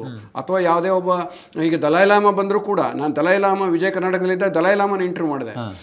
ಅದು ಆ್ಯಕ್ಚುಲಿ ನನಗೆ ಹೇಗೆ ಬಂತು ಅಂದರೆ, ನನ್ನ ಕಲಿಗೊಬ್ಬನ ಹತ್ರ ಇಂಟರ್ವ್ಯೂ ಮಾಡಿ ಅಂತ ನಮ್ಮ ವಿಶ್ವೇಶ್ವರ ಭಟ್ರು ಹೇಳಿದ್ರು. ಅವ್ನು ಸರ್ ನನಗೆ ಇಂಗ್ಲೀಷ್ ಬರಲ್ಲ ದಲೈ ಲಾಮಾನ ಹತ್ರ ಅಂತಂದು, ಮಾತಾಡೋಕ್ಕಾಗಲ್ಲ ಅಂತ. ಸೊ ನನಗೆ ಭಟ್ರು ನನಗೆ ಇಮಿಡಿಯೇಟ್ ನೀವು ಹೋಗಿ ಅಲ್ಲಿ ದಲೈ ಲಾಮಾ ಅವ್ರನ್ನ ಚಿತ್ರದುರ್ಗದಲ್ಲಿ ಇಂಟರ್ವ್ಯೂ ಮಾಡೋದು. ಚಿತ್ರದುರ್ಗಕ್ಕೆ ಬಂದಿದ್ರು ಅವರು. ದಲೈ ಲಾಮಾ ಅವ್ರದ್ದು ಕೂಡ ತುಂಬ ಫ್ಲೂಯೆಂಟ್ ಇಂಗ್ಲೀಷ್ ಏನಲ್ಲ, ಅಲ್ಲ ಅದು ಬೇರೆ. ಆದರೆ ಒಂದು ನಮ್ಮ ಏನು ವಿಜಯ ಕರ್ನಾಟಕಕ್ಕೆ ನಾವು ಅವಾಗೇನು ನಾವು ಬರಿಬೇಕಾದ ಒಂದು ಸುದ್ದಿ ಏನಿತ್ತಲ್ಲ, ಅಥವಾ ಒಂದು ಎಕ್ಸ್ಕ್ಲೂಸಿವ್ ಒಂದು ಸ್ಟೋರಿ ಮಾಡುವಂಥ ಚಾಲೆಂಜ್ ಏನಿತ್ತಲ್ಲ, ಆ ಕೆಲಸ ಮಾಡೋದು ಮುಖ್ಯ. ಅಲ್ಲೇ ನೀವೊಂದು ಕಾವ್ಯಾತ್ಮಕವಾಗಿ ವರ್ಣನೆ ಮಾಡಬೇಕು ಅಥವಾ ಅವರು ಕೊಡಬೇಕು ಅಂತಲ್ಲ, ಆ ಕಮ್ಯುನಿಕೇಷನ್ ಬೇಕಲ್ಲ, ಅದನ್ನು ತಕ್ಷಣಕ್ಕೆ ನೀವು ಸಿದ್ಧರಾಗಬೇಕಾಗತ್ತೆ. ಅದಕ್ಕೆ ಸರಳವಾಗಿ ಉದಾಹರಣೆ ಹೇಳೋದಿದ್ರೆ, ಆನೆ ಮತ್ತು ಕುದುರೆ ಎರಡಕ್ಕೂ ಅದರದ್ದೇ ಆದ ಒಂದು ಚಂದ ಇದೆ, ಅಂದ ಇದೆ. ನೀವು ಆನೆ ಚಂದನೋ ಕುದುರೆನೋ ಅಂತ ಹೇಳಿದ್ರೆ ಹೇಳೋಕ್ಕಾಗಲ್ಲ. ಕುದುರೆಗೆ ಅದರದ್ದೇ ಆದ ಒಂದು ಓಟ ಇದೆ, ಅದರದ್ದೇ ಆದ ಒಂದು ಲಾಲಿತ್ಯ ಇದೆ. ಆನೆಗೆ ಅದರದ್ದೇ ಆದ ಗಾಂಭೀರ್ಯ ಇದೆ, ಅದರ ನಡೆನೇ ಬೇರೆ. ಸೊ ಹೀಗಾಗಿ ಆನೆ ಮತ್ತು ಕುದುರೆಯನ್ನು ಎರಡು ಚಂದನೆ. ಆ ಥರ ಈಗ ನೀವು ಹೇಳಿದ್ರಲ್ಲ, ಮ್ಯಾಗ್ಜಿನ್ ಇರಲಿ ಅಥವಾ ರಿಪೋರ್ಟಿಂಗ್ ಇರಲಿ, ಎಡಿಟಿಂಗ್ ಇರಲಿ ಅಥವಾ ಡಿಜಿಟಲ್ ಮೀಡಿಯಾ ಇರಲಿ, ಕನ್ನಡ ಇರಲಿ, ಇಂಗ್ಲೀಷ್ ಇರಲಿ, ಅದಕ್ಕೆ ಅದರದ್ದೇ ಆದ ಬ್ಯೂಟಿ ಇದೆ. ಅದು ಆ ಥರ ತೊಗೊಂಡಾಗ ನಾವೇನಾಗತ್ತೆ ಅಂದರೆ ನಮಗೆ ವ್ಯಾಪಕವಾಗಿ ಬೆಳಲಿಕ್ಕೆ ಸಾಧ್ಯ. ಹೊಸ ಪತ್ರಕರ್ತರು ಆ ಥರ ವೈವಿಧ್ಯಮಯ ಕಾರ್ಯಕ್ಷೇತ್ರಗಳಲ್ಲಿ ಅನುಭವಗಳನ್ನು ಪಡ್ಕೊಂಡು ಬೆಳಿಬೇಕು ಅಂತ ಹೇಳ್ತೀರಿ ನೀವು? ಖಂಡಿತ. ಇಲ್ಲಾಂದರೆ ಏನಾಗುತ್ತೆ, ಈಗ ನೋಡಿ, ನಾನು ಪ್ರಜಾವಾಣಿನಲ್ಲಿ ಇದ್ದಾವಾಗ ಪೊಲಿಟಿಕಲ್ ಒಂದೇ ಅಲ್ಲ, ಈವನ್ ಸಿನಿಮಾ ಅಸೈನ್ಮೆಂಟ್ಗಳಿಗೂ ಹೋಗ್ತಾ ಇದ್ದೆ. ಸಿನಿಮಾ ಅಥವಾ ಮತ್ತು ಕಲೆ ಸಂಸ್ಕೃತಿ ಸಂಬಂಧಪಟ್ಟಂಥ ಅಸೈನ್ಮೆಂಟ್ಗಳಿಗೂ ಹೋಗ್ತಾ ಇದ್ದೆ. ನಂದು ಇದು ಒಂದು 3-4 ಕೋರ್ ಏರಿಯಾ ಇತ್ತು. ಸೊ ಹೀಗಾಗಿ ಏನಾಯಿತು, ನನಗೆ ಸಿನಿಮಾ ನಟರ ಜೊತೆಗೆ ಅಥವಾ ಸಿನಿಮಾ ರಂಗದವ್ರ ಜೊತೆಗೆ ಬಾಂಧವ್ಯ ಬೆಳೀತು. ಆ ಒಂದು ಅದೇನು ಅವರ ಕಷ್ಟ ಮತ್ತು ಅನುಭವಗಳು ನನಗೆ ದೊರಕಲಿಕ್ಕೆ ಸಾಧ್ಯ ಆಯಿತು. ಆಮೇಲೆ ಕಲೆ ಸಂಸ್ಕೃತಿ ಮತ್ತು ಭಾಷೆ, ಸಾಹಿತ್ಯ, ಈ ಸಾಹಿತಿಗಳ ಅಸೈನ್ಮೆಂಟ್ಸು ಅಥವಾ ಪುಸ್ತಕ ಬಿಡುಗಡೆ ಇರ್ಬೋದು, ಅಥವಾ ಸಾಂಸ್ಕೃತಿಕ ಕಾರ್ಯಕ್ರಮಗಳಿರ್ಬೋದು, ಅಥವಾ ಬೇರೆ ಬೇರೆ ಕಾರ್ಯಕ್ರಮಗಳ ವಿಮರ್ಶೆ ಎಲ್ಲ ಮಾಡಬೇಕಾಗ್ತಿತ್ತು. ಈಗ ಯಾವುದೋ ಒಂದು ನೃತ್ಯೋತ್ಸವ ನಡೀತಾ ಇತ್ತು, ಅಥವಾ ಇನ್ನೊಂದು ಯಾವುದೋ ಒಂದು ಸಂಗೀತ ಕಾರ್ಯಕ್ರಮ ನಡೀತಾ ಇತ್ತು, ಯಕ್ಷಗಾನ ಇತ್ತು, ಅದಕ್ಕೆಲ್ಲ ನಮ್ಗೆ ಅಸೈನ್ಮೆಂಟ್ ನಾನು ಕವರ್ ಮಾಡಲಿಕ್ಕೆ ಹೋಗ್ತಾ ಇರ್ತಿದ್ದೆ. ಹೀಗಾಗಿ ನನಗೆ ಆ ಒಂದು ಸಾಂಸ್ಕೃತಿಕ ವಲಯದ ಟಚ್ ಕೂಡ ಸಿಕ್ತು. ಸೊ ಅದೆಲ್ಲ ನಾನು ಖಂಡಿತವಾಗಿ ನನ್ನ ರೈಟಿಂಗಿಗೂ ಕೂಡ ಈಗಲೂ ಹೆಲ್ಪ್ ಆಗ್ತಾ ಇದೆ. ಇಲ್ಲಾಂದ್ರೆ ಆವಾಗ ನಾನು ಸುಮ್ಮನೆ ಒಂದು ದಂತಗೋಪುರದಲ್ಲಿ ಅಥವಾ ಗ್ಲಾಸ್ ಹೌಸ್ನಲ್ಲಿ ಕೂತ್ಕೊಂಡ್ರೆ ನನಗೆ ಯಾವ ಇದೆಲ್ಲ ಟಚ್ಚು ಸಿಗ್ತಿರ್ಲಿಲ್ಲ. ಆದ್ರೆ ಸಾಂಸ್ಕೃತಿಕ ವಲಯದ ವರದಿಗಾರಿಕೆ ಅಂತ ಹೇಳ್ತಿರಲ್ಲ ನೀವು, ಅದು ಸ್ವಲ್ಪ ಸೈಡ್ಲೈನ್ ಆಗಿದೆ ಕನ್ನಡದಲ್ಲಿ ಅಂತ ಅನ್ಸಲ್ವಾ ನಿಮಗೆ? ಇಂಗ್ಲೀಷಲ್ಲಿ ಆಗಲಿ ಈ ಪೊಲಿಟಿಕ್ಸು, ಕ್ರೈಮು, ಸಿನಿಮಾ ಇದರ ಮುಂದೆ ಖಂಡಿತವಾಗಿ ಆಗಿದೆ. ಈಗ ನೋಡಿ, ನಾವು ಮುಂಚೆ ಅಟ್ಲೀಸ್ಟ್ ನಮಗೆ ಪ್ರತಿ ಸಾಪ್ತಾಹಿಕದಲ್ಲಿ ಪುಸ್ತಕ ವಿಮರ್ಶೆ ಕಡ್ಡಾಯವಾಗಿ ಹಾಕ್ತಾ ಇದ್ವಿ ಸಾಮಾನ್ಯವಾಗಿ ಪತ್ರಿಕೆಗಳಲ್ಲಿ. ಆಮೇಲೆ ಪ್ರತಿ ಸಾಪ್ತಾಹಿಕ ಪುರವಣಿ, ಸಂಡೇ ಪುರವಣಿನಲ್ಲಿ ಈ ಸಾಹಿತ್ಯ ಕಾರ್ಯಕ್ರಮ ಇರ್ಬೋದು ಅಥವಾ ನೃತ್ಯಕ್ಕೆ ಸಂಬಂಧಪಟ್ಟಂಥ ಕಾರ್ಯಕ್ರಮ ಇರ್ಬೋದು, ಯಾವುದೋ ಒಂದು ಬೇರೆ ರಾಜ್ಯದ ಒಂದು ಜಾನಪದ ಕಲಾ ತಂಡ ನಮ್ಮ ಕರ್ನಾಟಕದಲ್ಲಿ ಪ್ರದರ್ಶನ ಮಾಡಿದ್ರೆ ಎಲ್ಲೋ ಕಲಾಕ್ಷೇತ್ರದಲ್ಲೋ ಅಥವಾ ಕನ್ನಡ ಭವನದಲ್ಲೋ ಆದರೆ ಅದರ ವಿಮರ್ಶೆ ಮಾಡ್ತಿದ್ವಿ. ಈಗ ಅದೆಲ್ಲ ಕಾಣಿಸೋದೇ ಇಲ್ಲ. ಈಗ ನಿಮಗೆ ನಾನು ಎಷ್ಟೋ ಸಲ ನಾನು ಮೊನ್ನೆ ಕೂಡ ಒಂದು ಕಾರ್ಯಕ್ರಮದಲ್ಲಿ ಹೇಳಿದೆ, ತುಂಬ ಒಳ್ಳೊಳ್ಳೆಯ ಖ್ಯಾತ ಸಾಹಿತಿಗಳು ಮೊನ್ನೆ ಸೇರಿದ್ರು, ಒಂದೇ ಒಬ್ಬ ರಿಪೋರ್ಟರ್ ಬರಲಿಲ್ಲ. ಅದೇ ನೀವು ನಾನು ಹೇಳಿದೆ ಅಲ್ಲಿ ಅವತ್ತು ವೇದಿಕೆಯಲ್ಲಿ ಅವ್ರು ಬೇಸರ ಮಾಡಿಕೊಂಡ್ರು ಸಂಘಟಕರು. ಅದೇ ನೀವು ಒಬ್ಬ ಲೋಕಲ್ ಎಮ್ ಎಲ್ ಎ ಕರೆದು ಬಿಟ್ಟಿದ್ರೆ ಅಥವಾ ಲೋಕಲ್ ಮಿನಿಸ್ಟರ್, ಅವನು ಏನೇ ಮಾತಾಡಲಿ ಅಥವಾ ಮಾತಾಡದೆ ಅಸಂಬದ್ಧನೇ ಇರಲಿ, ಬಟ್ ರಿಪೋರ್ಟಿಂಗಿಗೆ ಬರ್ತಾರೆ. ಇದು ಒಂದು ನಮ್ಮ ದುರಂತ. ಆ್ಯಕ್ಚುಲಿ ನಮ್ಮ ವಿಶ್ವೇಶ್ವರ ಭಟ್ರು ಅದನ್ನು ತುಂಬ ಚೆನ್ನಾಗಿ ಹೇಳಿದರು. ಒಬ್ಬ ನೊಬೆಲ್ ಪ್ರೈಸ್ ತೊಗೊಂಡವನಾಗಲಿ ಅಥವಾ ಒಬ್ಬ ದೊಡ್ಡ great scientist, world class scientist ಒಬ್ಬ ಬಂದವಾಗ ಆದರೆ ಅವನ್ನ ಯಾರೂ ಮಾತಾಡ್ಸಲ್ಲ. ಆದರೆ ಒಬ್ಬ ಕಾಂಟ್ರವರ್ಸಿ, ಒಬ್ಬ ಜಿಲ್ಲಾ ಪಂಚಾಯತ್ದಲ್ಲೇ ಮೆಂಬರ್ ಆದವನು ಅಥವಾ ಮಾಜಿ MLA ಒಂದು ಕಾಂಟ್ರವರ್ಸಿ ಹೇಳಿದ್ರೆ ಅಥವಾ ಇನ್ನೊಂದು ಯಾವುದೋ ಹನಿ ಟ್ರ್ಯಾಪಲ್ಲಿ ಸಿಗಾಕೊಂಡ್ರೆ ಅದಕ್ಕೆ ಸಿಗುವಂಥ ಪ್ರಚಾರನೇ ಅದು ವಿಚಿತ್ರ. ಈ ರೀತಿ ಜರ್ನಲಿಸಮ್ ಬೆಳೀತಾ ಇದೆ ಅಂತ ಭಾಳ ಒಂದ್ಸಲ ಬೇಸರ ಮಾಡ್ಕೊಂಡು ಹೇಳಿದರು ಭಟ್ರು. ಮುಖ್ಯವಾಗಿ ಅದಕ್ಕೆ ಬೇಕಾದಂತಹ ತಯಾರಿ ಇರಲ್ಲ ಅಂತ ಹೊಸ ಪತ್ರಕರ್ತರಲ್ಲಿ. ಅಲ್ಲ, ತಯಾರಿ ಒಂದು ಅಲ್ಲ, ಅದಕ್ಕಿಂತ ಹೆಚ್ಚಾಗಿ ಸಾಂಸ್ಕೃತಿಕ ವ್ಯಕ್ತಿತ್ವಗಳ ಬಗ್ಗೆ ಒಂದು ಪರಿಚಯ ಇರಬೇಕಲ್ಲ. ಅಲ್ಲ, ಈಗ ನೀವು ನೋಡಿ, ನಮ್ಮ ಎದುರುಗಡೆ ಕೃಷಿ ಇದೆ, ವಿಜ್ಞಾನ ಇದೆ, ತಂತ್ರಜ್ಞಾನ ಇದೆ, ಆಮೇಲೆ ಈಗ ಡಿಜಿಟಲ್ ಕ್ಷೇತ್ರಗಳಿವೆ, ಆಮೇಲೆ ಫ್ಯಾಷನ್ ಇದೆ, ಲೈಫ್ ಸ್ಟೈಲ್ ಇದೆ, ಸಾಹಿತ್ಯ, ಸಂಸ್ಕೃತಿ, ಕಲೆ ಅಂತೂ ಮೊದಲಿಂದ ಇದೆ ಬಿಡಿ. ಇವೆಲ್ಲವೂ ಈ ಹೊಸ ಹೊಸ ಪರಿಕರಗಳೇನಿದೆಯಲ್ಲ, ಈ ಕ್ಷೇತ್ರಗಳೇನಿದೆಯಲ್ಲ, ಅದಕ್ಕೆ ನಾವು ಎಷ್ಟು ಒತ್ತು ಕೊಡ್ತೀವಿ? ಮಾತೆತ್ತಿದ್ರೆ ನಮ್ಮದು ಪೊಲಿಟಿಕಲ್ ಅಸೈನ್ಮೆಂಟ್. ಈಗ ನೀವು ಮುಖಪುಟ ಪತ್ರಿಕೆಗಳನ್ನು ನೋಡಿದ್ರೆ ಪೊಲಿಟಿಕಲ್ ಸ್ಟೇಟ್ಮೆಂಟ್ಗಳು, ಪೊಲಿಟಿಕಲ್ ಡೆವಲಪ್ಮೆಂಟ್ ಬಗ್ಗೆ ಕೊಟ್ಟಷ್ಟು ಯಾವುದಾದ್ರು ಅಗ್ರಿಕಲ್ಚರಿಗೆ ನಾವು ಕೊಡ್ತೀವ? ವಿಜ್ಞಾನಕ್ಕೆ ಸಂಬಂಧಪಟ್ಟ ಏನಾದ್ರು ಒಂದು ಸಂಶೋಧನೆ ಮಾಡ್ತೀವ? ಖಂಡಿತ ಕೊಡಲ್ಲ. ಅದೇ ನಮ್ಮ ದುರಂತ ಆಗಿರೋದು. ಕರೆಕ್ಟ್. ಈಗ ಅದೇ ನೀವು ಫಾರಿನ್ಗಳಲ್ಲಿ ಈಗ ನೀವು ಎಲ್ಲೋ ದುಬೈದಲ್ಲಿ ನೀವು ಪತ್ರಿಕೆಯನ್ನು ಓದ್ತೀರಿ ಅಥವಾ ಬಹರೇನಲ್ಲಿ ಓದ್ತೀರಿ ಅಂದರೆ ಅಲ್ಲಿ ಪಾಲಿಟಿಕ್ಸ್ ಬಗ್ಗೆ ಭಾಳ ಲಾಸ್ಟ್ ಪ್ರಯಾರಿಟಿ, ಅದು ತುಂಬ ಕಡಿಮೆ ಇರುತ್ತೆ. ಅಲ್ಲಿ ಏನಾದ್ರು ಒಂದು ಅಗ್ರಿಕಲ್ಚರಲ್ಲಿ ಅಥವಾ ಒಂದು ಗ್ರೀನ್ ಹೌಸಲ್ಲಿ ಏನೋ ಒಂದು ರೆವಲ್ಯೂಷನ್ ಆದರೆ ಅಥವಾ ಇನ್ನೊಂದು ಯಾವುದೋ ಒಂದು ಹೊಸ ಬ್ರ್ಯಾಂಡಿನ ವೆಹಿಕಲ್ ಬಂದರೆ ಅಥವಾ ನಿಮ್ಮ ಎಲ್ಲೋ ಫ್ಯಾಷನ್ ಯಾವುದೋ ಒಂದು ಶೋ ಆದರೆ ಅಥವಾ ಒಂದು ಈ ವೆಹಿಕಲ್ ರೇಸ್ಗಳೆಲ್ಲ ಆಗುತ್ತಲ್ಲ, ಸ್ಪೋರ್ಟ್ಸ್ ಆಗುತ್ತಲ್ಲ, ಸ್ಪೋರ್ಟ್ಸಿಗೆ ಎಸ್ಪೆಷಲಿ ತುಂಬ ಗಮನ ಕೊಡ್ತಾರೆ. ಅವರು ಫ್ರಂಟ್ ಪೇಜ್ನಲ್ಲಿ ಅದನ್ನು ಕವರೇಜ್ ತೊಗೋತಾರೆ. ನೀವು ದುಬೈದಲ್ಲಿ ನೋಡಿ, ನೀವು ಪಾಲಿಟಿಕ್ಸ್ ಅಂದರೆ ಅದು ಲಾಸ್ಟ್, ಅದು ಅಲ್ಲಿ ಭಾಳ ಕಡಿಮೆ ಆ್ಯಕ್ಟಿವಿಟೀಸ್ ಇರುತ್ತೆ, ಅಂದರೆ ಕವರೇಜ್ ಇರುತ್ತೆ. ಅದು ಖಾಲಿ ಟೈಮ್ಸ್ ಇರಲಿ, ದುಬೈ ಟೈಮ್ಸ್ ಇರಲಿ, ಯಾವುದೇ ಇರಲಿ, ಆ ರೀತಿಯ ನಮ್ಮಲ್ಲಿ ಮಾತ್ರ ಹಾಗಲ್ಲ. ನಮ್ಮಲ್ಲಿ ಅದರ ತದ್ವಿರುದ್ಧ ಇದೆ. ಸುಮಾರು 20 ವರ್ಷಗಳ ಹಿಂದೆ ವಿಶ್ವೇಶ್ವರ ಭಟ್ರು ವಿಜಯ ಕರ್ನಾಟಕದಲ್ಲಿ 2 ಪುಟಗಳಷ್ಟು ಭರ್ತಿ ಕಾಲಮ್ಗಳನ್ನು ಪ್ರಕಟಿಸೋದು, ಹೊಸ ಹೊಸ ವಿಷಯಗಳನ್ನು ಎಡಿಟ್ ಪೇಜು ಮತ್ತು ಅಪೆಡ್ ಪೇಜು ಅಂತ ಮಾಡಿ ಅಷ್ಟರಲ್ಲೂ ಕೂಡ ಕಾಲಮ್ಗಳನ್ನು ಪ್ರಕಟಿಸೋದನ್ನು ಆರಂಭಿಸಿದರು ಕನ್ನಡದಲ್ಲಿ. ಅದೇ ಬಹುಶಃ ಪ್ರಥಮ ಬಾರಿ ಇರ್ಬೋದು ಅಂತ ಅಂದ್ಕೊಂಡಿದ್ದೀನಿ ನಾನು. ಈಗ ವಿಶ್ವವಾಣಿಯಲ್ಲಿ ಆ ಪರಂಪರೆ ಮುಂದುವರೆದಿದೆ. ನೀವು ಅದರ ಭಾಗ ಆಗಿದ್ರಿ ಯಾವತ್ತು? ಹೌದು. ಅದು ಆವಾಗ ಭಾಳ ಇಂಟ್ರೆಸ್ಟಿಂಗ್ ಇತ್ತು. ಅದು ಕಲರ್ಫುಲ್ಲಾಗಿ ಲವಲವಿಕೆ ಅಂತ ಈಗ ಏನು ಈಗಲೂ ಬರ್ತಾ ಇದೆ ಅಲ್ಲಿ ವಿಜಯ ಕರ್ನಾಟಕದಲ್ಲಿ. ಅದರ ಪ್ರಾರಂಭದ ಪ್ರಯೋಗ ಅದು ಇವರೇ ಅದನ್ನು ಆವಾಗ ಇಂಟ್ರೊಡ್ಯೂಸ್ ಮಾಡಿದಾಗ ಅದು ಒಂದು ರೀತಿಯ ದೊಡ್ಡ ರೆವಲ್ಯೂಷನ್ ಥರದನೇ ಆಯಿತು ಅದು. ಯಾಕೆಂತಂದರೆ ಆವಾಗ ಏನಾಗಿತ್ತು ಅಂತಂದರೆ, ಮುಖ್ಯವಾಗಿ ಆವಾಗ ಕನ್ನಡಪ್ರಭ, ಪ್ರಜಾವಾಣಿ, ಸಂಯುಕ್ತ ಕರ್ನಾಟಕ ಪತ್ರಿಕೆಗಳದ್ದು ದರ್ಬಾರಾಗಿತ್ತು. ಆಮೇಲೆ ಈ ವಿಜಯ ಕರ್ನಾಟಕ, ವಿಜಯವಾಣಿ ಎಲ್ಲ ಆಮೇಲೆ ಬಂದಿರೋ ಪತ್ರಿಕೆಗಳು. ಆವಾಗ ಒಂದು ರೀತಿಯ ಏನೋ ಒಂದು ರೀತಿ ಅದಕ್ಕೆ ರಿಸರ್ವೇಷನ್ ಅಂತ ಹೇಳಬೇಕೋ, ಮಡಿವಂತಿಕೆ ಅಂತ ಹೇಳಬೇಕೋ ನನಗೆ ಗೊತ್ತಿಲ್ಲ, ಆ ಥರ ಇತ್ತು. ಪತ್ರಿಕೆ ಅಂದರೆ ಅದ್ರ ಸಾಪ್ತಾಹಿಕ ಪುರವಣಿಯಲ್ಲಿ ಈ ಥರನೇ ಇರಬೇಕು, 2 ಲೀಡ್ ಆರ್ಟಿಕಲ್ ಇರಬೇಕು ಫ್ರಂಟ್ ಪೇಜಲ್ಲಿ, ಒಳಗಡೆ ಒಂದು ಪುಸ್ತಕ ವಿಮರ್ಶೆ ಬರಬೇಕು, ಆಮೇಲೆ ಒಂದು ಉತ್ತರ ಕರ್ನಾಟಕದವರ ಆ್ಯಕ್ಟಿವಿಟೀಸ್ ಬಗ್ಗೆ ಒಂದು ಕವರೇಜ್ ಇರಬೇಕು, ಈ ಕಡೆ ಹಳೆ ಮೈಸೂರು ಭಾಗದ, ಬೆಂಗಳೂರು ಭಾಗದ ಅವ್ರ ಬಗ್ಗೆ ಒಂದು ಕವರೇಜ್ ಇರಬೇಕು, ಆಮೇಲೆ ಲೈಫ್ ಸ್ಟೈಲ್ ಬಗ್ಗೆ ಬದುಕು ಭವಿಷ್ಯ ಅಂತನೋ ಯಾವುದೋ ಒಂದು ಕಾಲಮ್ ಅದು ಒಂದು ಇರಬೇಕು, ಲಾಸ್ಟ್ಗೆ ಸಿನಿಮಾ, ಸ್ಪೋರ್ಟ್ಸು ಪ್ಲಸ್ ಯಾವುದಾದ್ರು ಸಾಂಸ್ಕೃತಿಕವಾದಂಥ ಕಾರ್ಯಕ್ರಮಗಳ ಬಗ್ಗೆ ಕವರೇಜ್ ಇರಬೇಕು ಅಂತ ಒಂಥರ ಏನೋ ಒಂದು ರೆಡಿ ರೆಕ್ನರ್ ಥರ ಆ ಥರ ಒಂದು ಮಾಡ್ಕೊಂಬಿಟ್ಟಿದ್ರು. ಅದನ್ನು ಆ ಟ್ರೆಂಡನ್ನು ಇವರು ಮುರಿದ್ರು ಅಂತ ನಾನು ಹೇಳ್ಬೋದು. ಅದನ್ನು ತುಂಬ ಚೆನ್ನಾಗಿ ಮಾಡಿದ್ರು. ಒಂದು ಸಲ ಅಂತೂ ನೆನಪಿದೆ, ಫ್ರಂಟ್ ಪೇಜಲ್ಲಿ ಲೀಡ್ ನ್ಯೂಸ್ ಬದಲಿಗೆ ನಮ್ಮ ನಾಗೇಂದ್ರ ಮುತ್ಮೂಡು ಅಂತ ಅವ್ರ ಪರಿಸರದ ಬಗ್ಗೆ ಒಂದು ಭಾಳ ಚಂದ ಫೋಟೋ ಒಂದು ಸೀರೀಸ್ ಮಾಡಿದ್ರು, ಒಂದು 10 ಫೋಟೋ. ಆ 10 ಫೋಟೋವನ್ನೇ ಈ ಲೀಡ್ ನ್ಯೂಸ್ ಬದಲಿಗೆ ವಿಜಯ ಕರ್ನಾಟಕದಲ್ಲಿ ಆವಾಗ ವಿಶ್ವೇಶ್ವರ ಭಟ್ರು ಅದನ್ನು ಪ್ರಯೋಗ ಮಾಡಿ ಲೀಡ್ ನ್ಯೂಸ್ ಬದಲು ಆ 10 ಫೋಟೋವನ್ನೇ ಒಂಥರ ಲೀಡ್ ಫೋಟೋ ನ್ಯೂಸ್ ಆಗಿ ಬಂತು. ಈ ಥರದ ಕೆಲವೊಂದೆಲ್ಲ ಪ್ರಯೋಗಗಳು ಭಾಳ ಆಯಿತು ಅವಾಗ. ಸೊ ಅವಾಗ ಏನಾಗುತ್ತೆ ಅಂದರೆ ಆ ಫೋಟೋಗ್ರಾಫರ್ಸಿಗೆ ಅಥವಾ ಫೋಟೋ ಸೆಕ್ಷನ್ ಅವರಿಗೂ ಕೂಡ ಅದರ ಒಂದು ದೊಡ್ಡ ರಿಕಾಗ್ನೇಷನ್, ದೊಡ್ಡ ಹಾನರ್ ಅದು, ಆ ಥರ ಒಂದು ಪ್ರಯೋಗ ಮಾಡಿರೋವಂಥದ್ದು.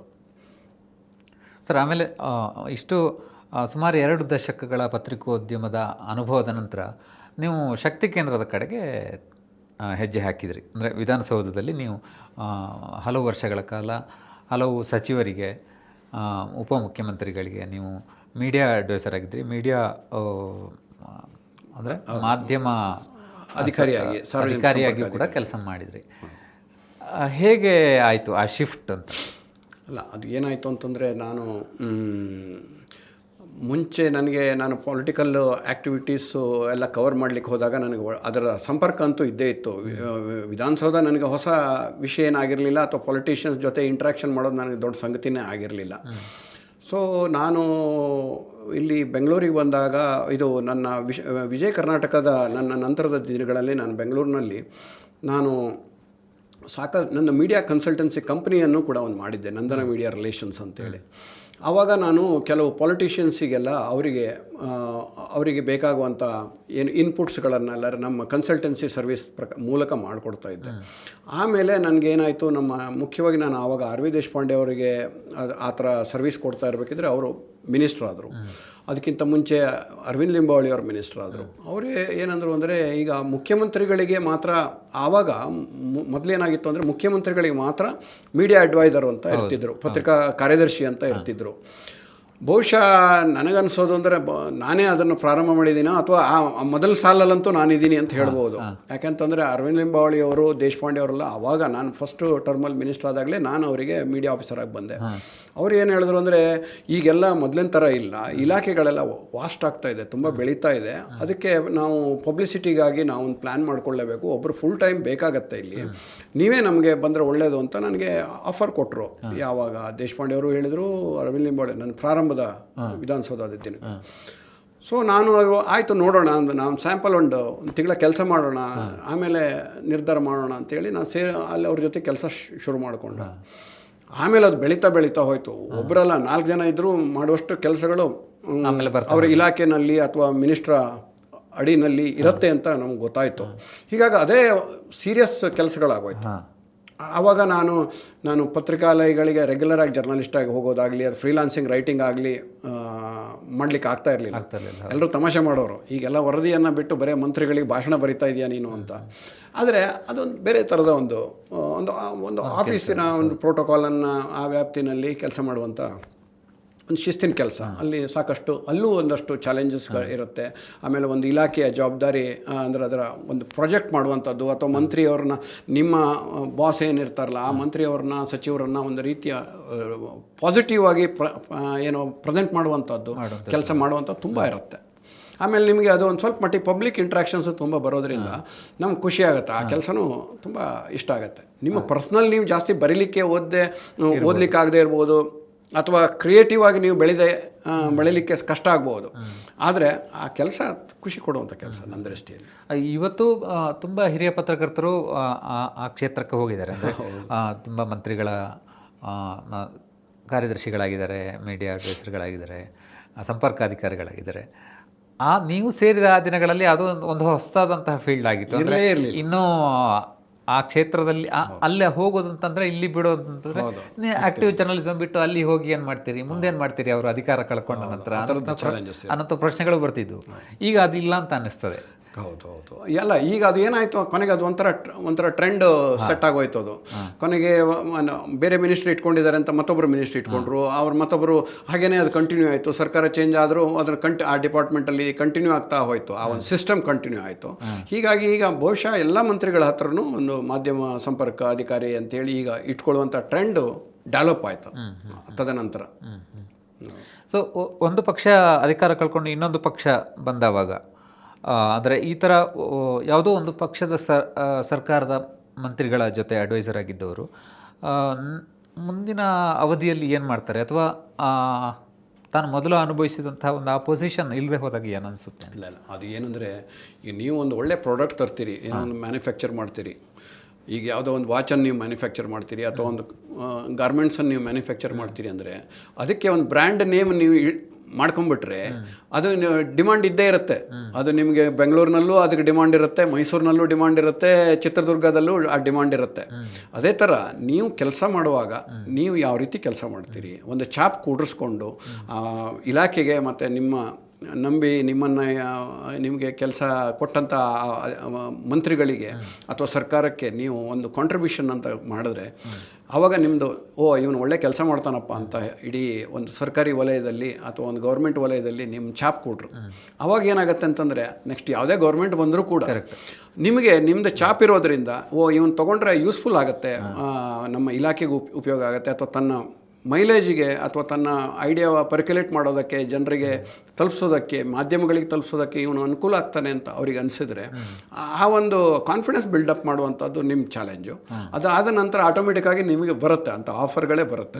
ನಿಮ್ಮ ಸಾಮರ್ಥ್ಯದ ಮೇಲೆ ನೀವೇನು ಅದನ್ನು ಹುಡ್ಕೊಂಡು ಹೋಗಬೇಕಾಗಿಲ್ಲ. ಈ ಸರ್ಕಾರ ಬಿದ್ದೋಯ್ತಪ್ಪ, ನೆಕ್ಸ್ಟ್ ಮುಂದಿನ ಸರ್ಕಾರದಲ್ಲಿ ಏನಪ್ಪ ಅಂತ ನಿಮಗೆ ಸಾಮರ್ಥ್ಯ ಇದ್ದರೆ ಅದನ್ನೆಲ್ಲ ನಾವು ಮಾಡ್ಲಿಕ್ಕೆ ಹೋಗ್ಲೂಬಾರ್ದು. ಅದು ಆ ಥರ ಅವಶ್ಯಕತೆ ಇಲ್ಲ. ನಮ್ಮ ಸೇವೆ ಆ ಮಂತ್ರಿ ಆ ಹೆಸರಿಗಲ್ಲ, ಆ ಮಂತ್ರಿ ಹೆಸರಿಗಲ್ಲ, ಆ ಮಂತ್ರಿಗೆ, ಆ ಇಲಾಖೆಗೆ ಅನ್ನೋಂಥದ್ದು ನಿಮ್ಮ. ಹೌದು, ಅದು ಮಾಡಲೇಬೇಕು. ಆಮೇಲೆ ಪಬ್ಲಿಕ್ ಇಂಟ್ರೆಸ್ಟು ಇಟ್ಕೊಳ್ಬೇಕಾಗತ್ತೆ. ಕೆಲವೊಂದೆಲ್ಲ ನಾವು ಅವರಿಗೆ ಗೈಡ್ ಮಾಡಬೇಕಾಗತ್ತೆ, ಕೆಲವೊಂದು ಹೇಳಬೇಕಾಗತ್ತೆ. ಈಗ ಫಾರ್ ಎಕ್ಸಾಂಪಲ್ PWD ಮಿನಿಸ್ಟ್ರಿಯಲ್ಲಿ ಇದ್ದಾಗ ಒಂದು ರಿವ್ಯೂ ಮೀಟಿಂಗ್ ಆಯಿತು.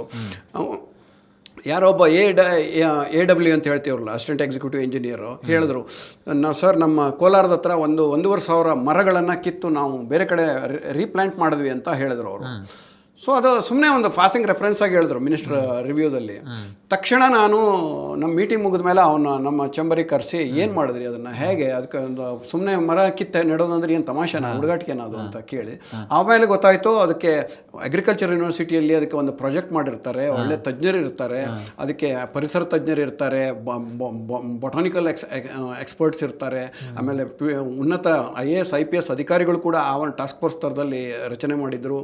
ಅದನ್ನು ರೀಪ್ಲಾಂಟ್ ಮಾಡೋದಕ್ಕೆ ಸೈಂಟಿಫಿಕ್ ಆದಂಥ ಇಕ್ವಿಪ್ಮೆಂಟ್ ಬಳಸಬೇಕು, ಹೀಗೀಗೇ ಮಾಡಬೇಕು ಅಂತ ಎಲ್ಲ ಸಾಯಿಲ್ ಟೆಸ್ಟ್ ಆಗಬೇಕು. There are so many procedures. ತುಂಬ ಇಂಟ್ರೆಸ್ಟಿಂಗ್. ನನಗೆ ಅದೊಂದು ತುಂಬ ದೊಡ್ಡ ಸಂಗತಿ ಸಿಕ್ತು. ಆಮೇಲೆ ನಮ್ಮ ಮಂತ್ರಿಗಳಿಗೆ ಅದನ್ನು ಅವಾಗ CC ಪಾಟೀಲ್ ಸಾಹೇಬರು ಇದ್ದರು. CC ಪಾಟೀಲ್ ಸಾಹೇಬರಿಗೆ ಅವರಿಗೆ ಅದನ್ನು ಮಾಡಿ ಅವರು ಅದಕ್ಕೆ ಇನ್ನೂ ಒಂದಷ್ಟು ಪ್ರೋತ್ಸಾಹ ಕೊಟ್ಟು ಒಂದಷ್ಟೆಲ್ಲ ಅಗ್ರೆಸಿವ್ ಆಗಿ ಇನ್ನೂ ಮಾಡಿ ಅಂತ ಮಾಡಿದ್ರು. ಅದು ಒಂದು ನ್ಯಾಷನಲ್ ಸುದ್ದಿ ಆಯಿತು. ಮರುದಿವಸ ನಮ್ಮ ಈವನ್ ಹಿಂದೂ ಪತ್ರಿಕೆಯಲ್ಲಿ ಕೂಡ, ನಮ್ಮ ಕರ್ನಾಟಕದಲ್ಲಂತೂ ಎಲ್ಲ ಪತ್ರಿಕೆಯಲ್ಲಿ ಮುಖಪುಟದಲ್ಲಿ ಬಂತು. ಹಿಂದೂ ಪತ್ರಿಕೆಯಲ್ಲಿ ಕೂಡ ನ್ಯಾಷನಲ್ ಎಡಿಷನಲ್ಲಿ ಅದು ಪ್ರಿಂಟ್ ಆಯಿತು. ಈ ರೀತಿ 1,500-2,000 ಒಂದು ನ್ಯಾಷನಲ್ ಹೈವೇ ಪಕ್ಕದಲ್ಲಿರೋ ಮರಗಳನ್ನು ರೀಪ್ಲಾಂಟ್ ಮಾಡೋಕ್ಕೆ ಒಂದು ಪ್ರಯತ್ನ ಗೌರ್ಮೆಂಟ್ ಮಾಡಿದೆ ಅಂತಂದರೆ ಇದೊಂದು ಹೊಸ ಒಂದು ಯುನಿಕ್ ಎಕ್ಸ್ಪೆರಿಮೆಂಟ್ ಅಂತ ಮಾಡಿಲ್ಲ. ಈ ಥರದ್ದೆಲ್ಲ ನಾವು ಅಲ್ಲಿ ಒಂದು ಈ ನನ್ನ ಜರ್ನಲಿಸ್ಟಿಕ್ ಎಕ್ಸ್ಪೀರಿಯನ್ಸ್ ಇರೋದರಿಂದ ಅದನ್ನು ಗ್ರಾಸ್ಪ್ ಮಾಡೋಕ್ಕೆ ಸಾಧ್ಯ ಆಗುತ್ತೆ. ಇಲ್ಲಾಂದ್ರೆ ಆ ಮೀಟಿಂಗಲ್ಲಿ ಅದೊಂದು ಪಾಯಿಂಟ್ ಬರ್ತಿತ್ತು, ಹೋಗ್ಬಿಡ್ತಿತ್ತು, ರಿಜಿಸ್ಟರ್ ಆಗ್ತಿರ್ಲಿಲ್ಲ. ಆಮೇಲೆ ಪ್ರೈಮ್ ಮಿನಿಸ್ಟರ್ ಆಫೀಸಿಂದನೂ, ಮೋದಿಯವರ ಆಫೀಸಿಂದನೂ ನಮ್ಮ PWD ಆಫೀಸಿಗೆ ಕಾಂಗ್ರ್ಯಾಚುಲೇಷನ್ ಅಂತ ಒಂದು ರಿಯಾಕ್ಷನ್ ಬಂತು. ಅದರಿಂದ ಅಂದರೆ ಒಳ್ಳೆ ಪ್ರಯತ್ನ ಮಾಡಿದ್ದೀರಿ ನೀವು ಅಂತ. ಅದನ್ನು ನಮ್ಮ ವಿಶ್ವೇಶ್ವರ ಭಟ್ರು ಅವ್ರ ಕಾಲಮ್ನಲ್ಲಿ ಕೂಡ ಬರೆದಿದ್ರು. ನಿಮ್ಮ ಸಲಹೆಗಳನ್ನು ಸಚಿವರು ಅಂದರೆ ಅಕ್ಸೆಪ್ಟ್ ಮಾಡ್ತಿದ್ರಾ, ಅಥವಾ ಹಿತಾಸಕ್ತಿಗಳ ಸಂಘರ್ಷ ಅಥವಾ ಇನ್ನೇನು ಒತ್ತಡಗಳು ಈ ಥರದ್ದೆಲ್ಲ ಬರಲಿಲ್ಲ? ಈಗ ನೀವು ಒಳ್ಳೆಯ ಸಲಹೆಯನ್ನು ಕೊಟ್ಟರೆ ಯಾರು ಮಾಡಲ್ಲ. ಈಗ ನೀವು ಯಾವುದೋ ಒಂದು ವರ್ಗಾವಣೆಗೋ ಅಥವಾ ಇನ್ಯಾವುದೋ ವಶೀಲಿ ಬಾಜಿಗೋ ಹೋದರೆ ಅದು ಇದು ಸರಿಯಲ್ಲ, ಅಥವಾ ನೀವು ಮಾಡಲೂಬಾರ್ದು, ಅಥವಾ ಮಾಡಿದ್ರೆ ಅವ್ರು ಎಂಟರ್ಟೈನ್ ಮಾಡಬಾರ್ದು ಅಂತ ದಂಧೆಗೆ ನಾವು ಹೋಗಬಾರ್ದು ನಾವು ಅಲ್ಲಿದ್ದಾಗ. ಆದರೆ ಒಳ್ಳೆಯ ಕೆಲಸಗಳನ್ನು ಅಥವಾ ಒಂದು ಒಳ್ಳೆಯ ಐಡಿಯಾವನ್ನು ಹೇಳಿದ್ರೆ, ಅಥವಾ ಅದು ಜನರಿಗೆ ಉಪಯೋಗ ಆಗುತ್ತೆ, ಅಥವಾ ಮಾಧ್ಯಮಗಳ ಜೊತೆಗೆ ಸಂವಹನಕ್ಕೂ ಈಸಿ ಆಗುತ್ತೆ ಅಂತಂದರೆ ಖಂಡಿತ ಮಾಡ್ತಾರೆ. ಅದಕ್ಕೇನು ಸಮಸ್ಯೆ ಆಗಲ್ಲ.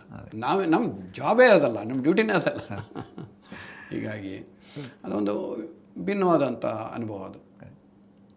ಸರ್, ನಿಮ್ಮ ಬಹುಮುಖಗಳನ್ನು ಈ ಸಂದರ್ಶನದಲ್ಲಿ ನಾವು ಎಕ್ಸ್ಪ್ಲೋರ್ ಮಾಡಲಿಕ್ಕೆ ಪ್ರಯತ್ನ ಮಾಡಿದ್ವಿ. ನಾನು ಕೇಳಲಿಕ್ಕೆ ಬಿಟ್ಟು ಹೋಗಿದೆ ಅಂತ ನಿಮಗೇನಾದರೂ ಅನಿಸಿರುವಂಥ ವಿಷಯ ಇದ್ದರೆ, ಅಥವಾ ನಿಮ್ಮ ಇಷ್ಟು ದಶಕಗಳ ಪತ್ರಿಕೋದ್ಯಮದ ಅನುಭವದಲ್ಲಿ ತುಂಬ ಥ್ರಿಲ್ ಕೊಟ್ಟಂಥ ಅನುಭವ ಯಾವುದಾದಿದ್ದರೆ, ಅಥವಾ ಇದನ್ನು ಹೇಳಲೇಬೇಕು ನಾನಿಲ್ಲಿ ಅಂತ ಅನಿಸಿದರೆ ಯಾವುದನ್ನಾದರೂ ನೀವು ಹೇಳ್ಬೋದು. ಅಲ್ಲ, ಹಾಗೆ ತುಂಬ ಇದೆ. ನನಗೆ ಏನಂತಂದರೆ ಒಂದು ರೀತಿಯ ಈಗಂತೂ ನಾನು ಜಾಸ್ತಿ ಕ್ರಿಯೇಟಿವ್ ರೈಟಿಂಗ್ನಲ್ಲೇ ತೊಡಗಿಸ್ಕೊಳ್ತಾ ಇದ್ದೀನಿ. ಆಮೇಲೆ ನಂದು ಹೆಚ್ಚಾಗಿ ನನ್ನ ಪ್ರವಾಸಗಳು ಹೆಚ್ಚಾಗ್ತಾ ಇದೆ. ಸೊ ಅದು ಖುಷಿ ಕೊಡುವಂಥ, ಅದು ಒಂಥರ ಸಮಾಧಾನ ಕೊಡುವಂಥದ್ದೇ ಬೇರೆ ಅದು. ಅದು ಯಾವುದೇ ಪ್ರಕಾರ ಆಗಿರಲಿ, ನಾನು ಹೇಳಿದ್ನಲ್ಲ ನಿಮಗೆ, ನಾವು ಜರ್ನಲಿಸ್ಟಿಕ್ ರೈಟಿಂಗಿಂದ ಈಗ ನಾವು ಕ್ರಿಯೇಟಿವ್ ರೈಟಿಂಗಿಗೆ ಬರಬೇಕು. ಅದು ಸ್ವಿಚ್ ಓವರ್ ಆದರೆ ನಮಗೆ ಸಾಕಷ್ಟು ಇನ್ಪುಟ್ ಸಿಗ್ತಾ ಇರುತ್ತೆ. ಹೊಸ ಹೊಸದು ಓದಬೇಕು, ಹೊಸ ಹೊಸದು ಬರಿಬೇಕು ಅಂತ ಹೇಳುವಂಥ ಒಂದು ಹುಮ್ಮಸ್ಸಿದ್ದೇ ಇರುತ್ತಲ್ಲ. ಅದರಲ್ಲಿ ನೀವು ತಲ್ಲಿನ ಆದರೆ ನಮಗೆ ಬೇರೆ ಯಾವುದೇ ಅಟ್ರಾಕ್ಷನ್ ಬೇಕಾಗಲ್ಲ. ಈಗ ನನಗೆ ಒಂದು ತಿಂಗಳಿಗೆ ಒಂದು ಪುಸ್ತಕ ನಂದು ಬಂತು ಅಂತಂದರೆ ನನಗೆ ಯಾವ ಅವಾರ್ಡು ಬೇಡ, ಅಥವಾ ಇನ್ನೊಂದು ಏನೋ ಒಂದು ದೊಡ್ಡ ಸಾಧನೆ, ಅಥವಾ ಇನ್ನೊಂದು ಏನೋ ಒಂದು ಕೋಟಿ ಬಂದರೂ ನನಗೆ ಆ ಸಮಾಧಾನ ಸಿಗಲಿಕ್ಕಿಲ್ಲ. ಆದರೆ ಒಂದು ಹೊಸ ಪುಸ್ತಕ ಬಂದರೆ ಆ ಥ್ರಿಲ್ ಇದೆಯಲ್ಲ. ಹೀಗಾಗಿ ನಂದು ಈಗ ಸಾಮಾನ್ಯ ಒಂದು 10 ಪುಸ್ತಕ ಬಂತು, ಜಾಸ್ತಿ ಏನು ನಾನೇನು ಬರೋದಿಲ್ಲ. ಆ 10 ಪುಸ್ತಕ ಬಂದಾಗ 11ನೇದು ಇನ್ನೊಂದು ಬರುತ್ತೆ ಅಂತಂದರೆ ಅದರ ಖುಷಿನೇ ಬೇರೆ.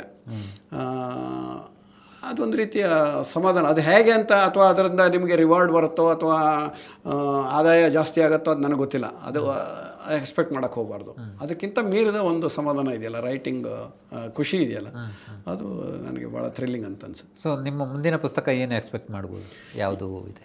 ಈಗ ಅದೇ ಆ್ಯಕ್ಚುಲಿ ನಾನು ಏನು ಮಾಡಿದೆ ಅಂದರೆ, ನನಗೆ ಯಾಕೋ ನನ್ನ ಮನಸ್ಸಿಗೆ ಈ ಕತೆ ಅಥವಾ ತೀರಾ ಕವನಗಳನ್ನು ಕಾವ್ಯಾತ್ಮಕವಾಗಿ ಬರೆಯೋದು ನನ್ನ ರೈಟಿಂಗಿಗೆ ಹೋಗ್ತಾ ಇಲ್ಲ. ಮುಂಚೆಯಿಂದ ನನಗೆ ಅದು. ಆದರೆ ನನಗೆ ಈ ಗದ್ಯದಲ್ಲೇ ಆ ಒಂದು ಕಾವ್ಯಾತ್ಮಕವಾದಂಥ ಅಥವಾ ಪೋಯಿಟಿಕ್ ಎಲಿಮೆಂಟ್ ತರುವಂಥ ಪ್ರಯತ್ನ ನನಗೆ ಭಾಳ ಖುಷಿ ಆಗುತ್ತೆ. ಗದ್ಯ ಬಿಡ್ಲಿಕ್ಕೆ ನನ್ನ ಹತ್ರ ಆಗಲ್ಲ, ಅದು ಯಾಕೋ ಏನೋ ಗೊತ್ತಿಲ್ಲ. ನಿಮ್ಮ ಈ ಹರಟೆ ಕಷಾಯದ ಇದು ಡುಂಡರಾಜ್ ಅವರ ಹನಿಗವನಗಳ ಹಾಗೆ ಇವೆ ಕೆಲವು. ಹೌದು, ಅದು ಭಾಳ ಅದೇ ಥರ ಬಂತು. ಆಮೇಲೆ ಅದು ಒಂಥರ ನಾನು ಹೇಳ್ತೀನಿಲ್ಲ, ಪದ್ಯ ಮತ್ತು ಗದ್ಯದ ಅದು ಕಾಕ್ಟೇಲ್ ಇದ್ದಂಗೆ. ಹೌದು. ಹೀಗಾಗಿ ನಾನು ತುಂಬ ಯಾವುದೋ ಛಂದಸ್ಸಿಗೋ ಅಥವಾ ಮಾತ್ರೆ ಗಣಕ್ಕೋ ಅಥವಾ ಅದರ ಬಿದ್ದು ನಾನು ಕಾವ್ಯ ರಚನೆ ಮಾಡಬೇಕು ಅಂತೇಳಿ ಪಟ್ಟು ಹಿಡ್ಕೊಂಡು ಕೂತ್ಕೊಂಡವನಲ್ಲ. ನಾನು ಮುಕ್ತವಾಗಿ ಗದ್ಯ ಮತ್ತು ಪದ್ಯದ ಒಂದು ಸಂಯೋಜನೆಯಿಂದ ಓದುಗರಿಗೆ ನಮ್ಮ ಖುಷಿ ಆಗುವಂಥದ್ದನ್ನು ಬರೆಯೋಣ. ಮತ್ತು ಆ ಕ್ಷಣಕ್ಕೆ ನಿಮಗೊಂದು ಪಂಚ ಆಗಬೇಕು ಅಂತ, ಪ್ರಿಕ್ ಆಗಬೇಕು ಅಂತ ಹೇಳೋ ಒಂದು ಪ್ರಯತ್ನದಲ್ಲಿ ನಾನು ಈಗ ಏನು ಹರಟೆ ಕಷಾಯ ತಾವು ಹೇಳಿದ್ರಿ, ಇದ್ರ ಮುಂದಿನ ಭಾಗವಾಗಿ ನಂದೀಗ ರಸಗುಲ್ಲ ಅಂತ ಒಂದು ಬುಕ್ ಬರ್ತಾಯಿದೆ. ಅದು ಇದೇ ಥರ ಬರ್ತಾಯಿದೆ. ಇನ್ನೊಂದು ಹಾಸ್ಯ ವಿಲಾಸ ಅಂತ ಬರ್ತಾಯಿದೆ.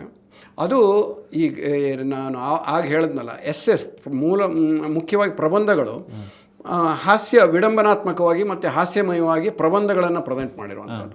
ಅದು 3 ಈಗ ತಕ್ಷಣಕ್ಕೆ ಮತ್ತೆ ಬರ್ತಾಯಿದೆ. ಈಗ ನಂದು ಗೆದ್ದವರ ಕಥೆ ಆದ ನಂತರ ಆ ಪುಸ್ತಕಗಳು ಬರ್ತಾಯಿದೆ. ಲಲಿತ ಪ್ರಬಂಧಗಳು ಕನ್ನಡದಲ್ಲಿ ಬಹುತೇಕ ಅಳಿದು ಹೋದಂಥ ಪ್ರಕಾರ. ಅಂದರೆ ಇತ್ತೀಚೆಗೆ ಕೆಲವರು ಹೊಸಬರು ಬರೀತಿದ್ದಾರೆ. ಇಲ್ಲ, ಲಲಿತ ಪ್ರಬಂಧ ಬರೀತಾರೆ, ನಾನು ನೋಡಿದೆ. ಈಗ ಈಗ ಕೆಲವು ಲೇಖಕರು ಈ ಹೊಸಬರು ಬರಿತಾ ಇದ್ದಾರೆ. ಆದರೆ ಪ್ರಾಬ್ಲಮ್ ಏನಂತಂದರೆ, ಲಲಿತ ಪ್ರಬಂಧ ಈಗ ನಾನು ಅಥವಾ ನೀವು ತೀರಾ ನಾನು ಸಣ್ಣದಿದ್ದಾಗ ಹೀಗಾಯಿತು, ನಾನು ಇಂಥ ಶಾಲೆಗೆ ಹೋದೆ, ಇಂತೆಲ್ಲ ಹಾಗಾಯ್ತು, ಬರೀ ಇದರೊಳಗೆ ಮುಗಿದು ಹೋಗ್ತಾ ಇದೆ, ಅನುಭವ ಆಗ್ತಾ ಇದೆ. ಅದು ನಮ್ಗೆ ಭಾಳ ಜನರಿಗೆ ಆಗಲ್ಲ. ಯಾಕಂದ್ರೆ ನಾವು ಅಷ್ಟೆಲ್ಲ ದೊಡ್ಡ ಜನ ಇನ್ನೂ ಎಷ್ಟು ದೊಡ್ಡ ಮನುಷ್ಯರು ಆಗಿಲ್ಲ ಇನ್ನೂ. ನಾವು ಕುವೆಂಪುನೂ ಅಲ್ಲ, ನಾವು ದ ರಾ ಬೇಂದ್ರೆನೂ ಅಲ್ಲ, ಅಥವಾ ನಾವು ಶಿವರಾಮ್ ಕಾರಂತರೂ ಅಲ್ಲ ಅದನ್ನೆಲ್ಲ ಹೇಳ್ಕೊಳ್ಳಿಕ್ಕೆ. ಅದನ್ನ ಎಲ್ಲೋ ಪ್ರಾಸಂಗಿಕವಾಗಿ ನೀವು ಹೇಳ್ಕೊಳ್ಳಿ, ಇಂಥ ಸ್ಕೂಲಿಗೆ ಹೋಗಿದ್ದೆ, ಇಂಥ ನದಿಯಲ್ಲಿ ನನಗೆ ಸ್ವಿಮ್ ಮಾಡೋದನ್ನು ಕಲಿತೆ ಅಂತ ಹೇಳ್ಕೊಳ್ಳಿ. ಆದರೆ ನೀವು ನಿಮ್ಮನ್ನು ಆ ಮಟ್ಟದಲ್ಲಿ ನಿಮ್ಮ ಅನುಭವ ಕಥನ ಹೇಳಕ್ಕೆ ಹೋಗಬೇಡಿ. ಅದಕ್ಕೆ ಬೇರೆ ಬೇರೆ ಎಲಿಮೆಂಟ್ಸನ್ನು ಉಪಯೋಗಿಸ್ಕೊಳ್ಳಿ. ಸಮಾಜದ ಬೇರೆ ಬೇರೆ ವಿಷಯಗಳಿರುತ್ತೆ. ಈಗ ಉದಾಹರಣೆಗೆ ನನ್ನ ಪ್ರಯೋಗವನ್ನು ನಾನು ಹೇಳ್ತೇನೆ, ಅದೊಂದು ದೊಡ್ಡ ಮಾಡೆಲ್ ಅಂತಲ್ಲ. ನಾನು ನೀರಿನ ಬಗ್ಗೆ ಲಲಿತ ಪ್ರಬಂಧ ಬರೆದೆ. ನೀರುಗಳ ಬಗ್ಗೆನೆ, ನೀರು ಮತ್ತು ನೀರೇ ಇರು ಅಂತ. ಇನ್ನೊಂದು ಎಮ್ಮೆಗಳ ಬಗ್ಗೆ ಬರೆದೆ, ಈ ಮೊಬೈಲ್ಗಳ ಬಗ್ಗೆ ಬರೆದೆ. ಈ ರೀತಿ ನಮ್ಮ ಹಳ್ಳಿ ಮತ್ತು ಪೇಟೆಗಳ ನಡುವೆ ಇರುವಂಥ ಲೈಫ್ ಸ್ಟೈಲಿನ ವ್ಯತ್ಯಾಸ ಇರುತ್ತಲ್ಲ, ವೈರುಧ್ಯಗಳಿರುತ್ತಲ್ಲ, ಅದ್ರ ಬಗ್ಗೆ ಬರೆದೆ. ಆಮೇಲೆ ಭಾಷೆಗಳ ಬಗ್ಗೆನೇ ಒಂದಷ್ಟು ಬರೆದೆ. ಇಲ್ಲಾಂದರೆ ಬರೀ ನಾನು ನನ್ನ ಸ್ಕೂಲ್ ಬಗ್ಗೆನೇ ಬರೆದೆ, ಅಥವಾ ನಾನು ನನ್ನ ಊರಿನ ಬಗ್ಗೆನೇ ಬರೆದೆ, ನನ್ನ ಮನೆ ಬಗ್ಗೆ ಬರೆದೆ, ಅಪ್ಪನ ಬಗ್ಗೆ ಬರೆದೆ, ಅಮ್ಮನ ಬಗ್ಗೆ ಬರೆದೆ, ಅಷ್ಟಕ್ಕೆ ಸೀಮಿತ ಆಗೋದು ಬೇಡ. ಅದಕ್ಕಿಂತ ಆಚೆ ಅದನ್ನು ತುಂಬ ಚೆನ್ನಾಗಿ ನೀವು ಎಸ್ಸೇಸನ್ನು ಅಥವಾ ಪ್ರಬಂಧವನ್ನು ಪ್ರೆಸೆಂಟ್ ಮಾಡೋಕ್ಕೆ ಸಾಧ್ಯ ಇದೆ, ಅದನ್ನು ಯೋಚನೆ ಮಾಡೋಕ್ಕೆ ಸಾಧ್ಯ ಇದೆ ಅಂತ ನಾನು ಅದನ್ನು ಈಗ ನನ್ನ ನೆಲಗುಮ್ಮ ಕಾಲಮಲ್ಲಿ ಏನು ಹೈ ಬೆಂಗಳೂರಿನಲ್ಲಿ ಬರ್ತಾ ಇದ್ದೇನೆ, ಅದೇ ಪ್ರಯೋಗ ಮಾಡ್ತಾ ಇದ್ದೀನಿ.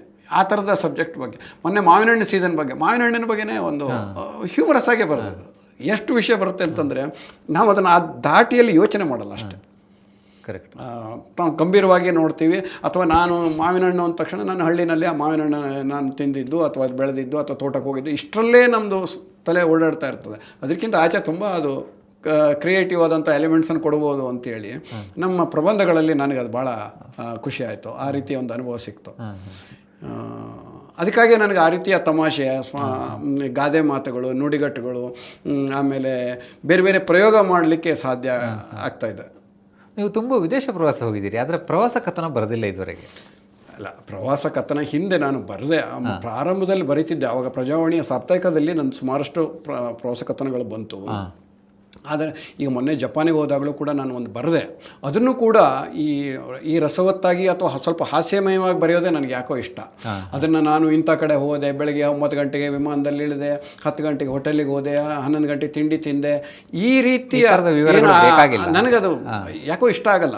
ಆ ಒಂದು ಕೆಲವರು ಬರೀತಾರಲ್ಲ, ಒಂದೊಂದು ದಿವಸ ಒಂದೊಂದು ರೂಮಲ್ಲಿ ಇದ್ದಿದ್ದನ್ನು ಅಥವಾ ಒಂದೊಂದು ದೇಶಕ್ಕೆ ಹೋಗಿದ್ದನ್ನು ಅವ್ರದ್ದು ಮಿನಿಟ್ ಟು ಮಿನಿಟ್ ಪಾಯಿಂಟ್ ಹಾಕ್ಕೊಂಡು ಹೋಗ್ಬಿಟ್ರೆ ಅದು ಒಂದು ಪ್ರಬಂಧ ಆಗಿಬಿಡುತ್ತೆ. ಒಂದು 10 ದಿವಸ ನೀವು ಒಂದು ದೇಶದಲ್ಲಿದ್ದರೆ ನಿಮ್ಮ ಟೈಮ್ ಟೇಬಲನ್ನೇ ನೀವು ಬರ್ಕೊಂಡು ಹೋಗ್ತಾ ಇರ್ಬಿಟ್ರೆ ಅದು ದೊಡ್ಡ ಪ್ರಬಂಧ ಅಲ್ಲ, ಪುಸ್ತಕ ಆಗುತ್ತೆ.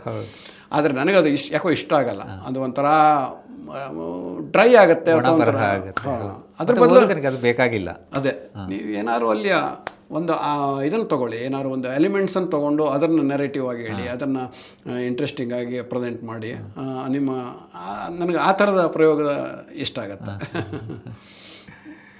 ಸೊ ಇಷ್ಟೊತ್ತು ನಮ್ಮ ಜೊತೆ ನಿಮ್ಮ ಬದುಕಿನ ಬಹಳಷ್ಟು ವಿಷಯಗಳನ್ನು, ನಿಮ್ಮ ಬರಹಗಾರಿಕೆಯ ಕಲೆಯ ಹಿಂದಿರುವಂತಹ ಪರಿಶ್ರಮವನ್ನು, ನಿಮ್ಮ ಶೈಲಿಯ ಒಳನೋಟ ಏನು ಅನ್ನೋಂಥದ್ದನ್ನು ಇಲ್ಲಿ ಹಂಚ್ಕೊಂಡಿದ್ದೀರಿ. ನಿಮ್ಮ ಮುಂದಿನ ಎಲ್ಲ ಪುಸ್ತಕಗಳಿಗೂ ಯಶಸ್ಸು ಸಿಗಲಿ ಅಂತ ಹಾರೈಸ್ತೀನಿ.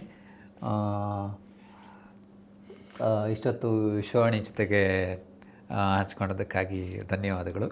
Thank you Harish. ನಿಮ್ಮ ಒಂದು ಏನು ಈ ಒಂದು ರೀತಿಯ ಉತ್ತೇಜನಕಾರಿ ಪ್ರೆಸೆಂಟೇಷನ್ನಿಗೆ ತುಂಬ ಚೆನ್ನಾಗಿ ನೀವು ಕಾರ್ಯಕ್ರಮ ನಡೆಸ್ಕೊಟ್ರಿ. ಖಂಡಿತವಾಗಿ ನಾನು ನಿಮ್ಮ ಲೇಖನಗಳನ್ನು ಗಮನಿಸ್ತಾ ಇರ್ತೀನಿ, ನನಗೆ ಭಾಳ ಖುಷಿ ಕೊಡುವಂಥದ್ದು. ಆಮೇಲೆ ಇನ್ನೊಂದು ಮಾತು ನಾನು ಹೇಳಬೇಕು. ನಾನು ಈಗ ನೀವು ಆವಾಗ ಒಂದು ಪ್ರಶ್ನೆ ಕೇಳಿದ್ರಿ, ವಿಧಾನಸೌಧದಲ್ಲೂ ಕೆಲಸ ಮಾಡಿದ್ರಿ, ಆಮೇಲೆ ಜರ್ನಲಿಸಮಲ್ಲೂ ಕೆಲಸ ಮಾಡ್ತಿದ್ರಿ, ಈಗ ಕ್ರಿಯೇಟಿವ್ ರೈಟಿಂಗ್ನಲ್ಲೂ ಕೆಲಸ ಮಾಡ್ತಾಯಿದ್ದೀರಿ, ಹೇಗೆ ಈ ರೀತಿಯ ಸ್ಥಿತ್ಯಂತರಗಳು ಹೇಗೆ ಅಂತ ಕೇಳಿದ್ರಿ.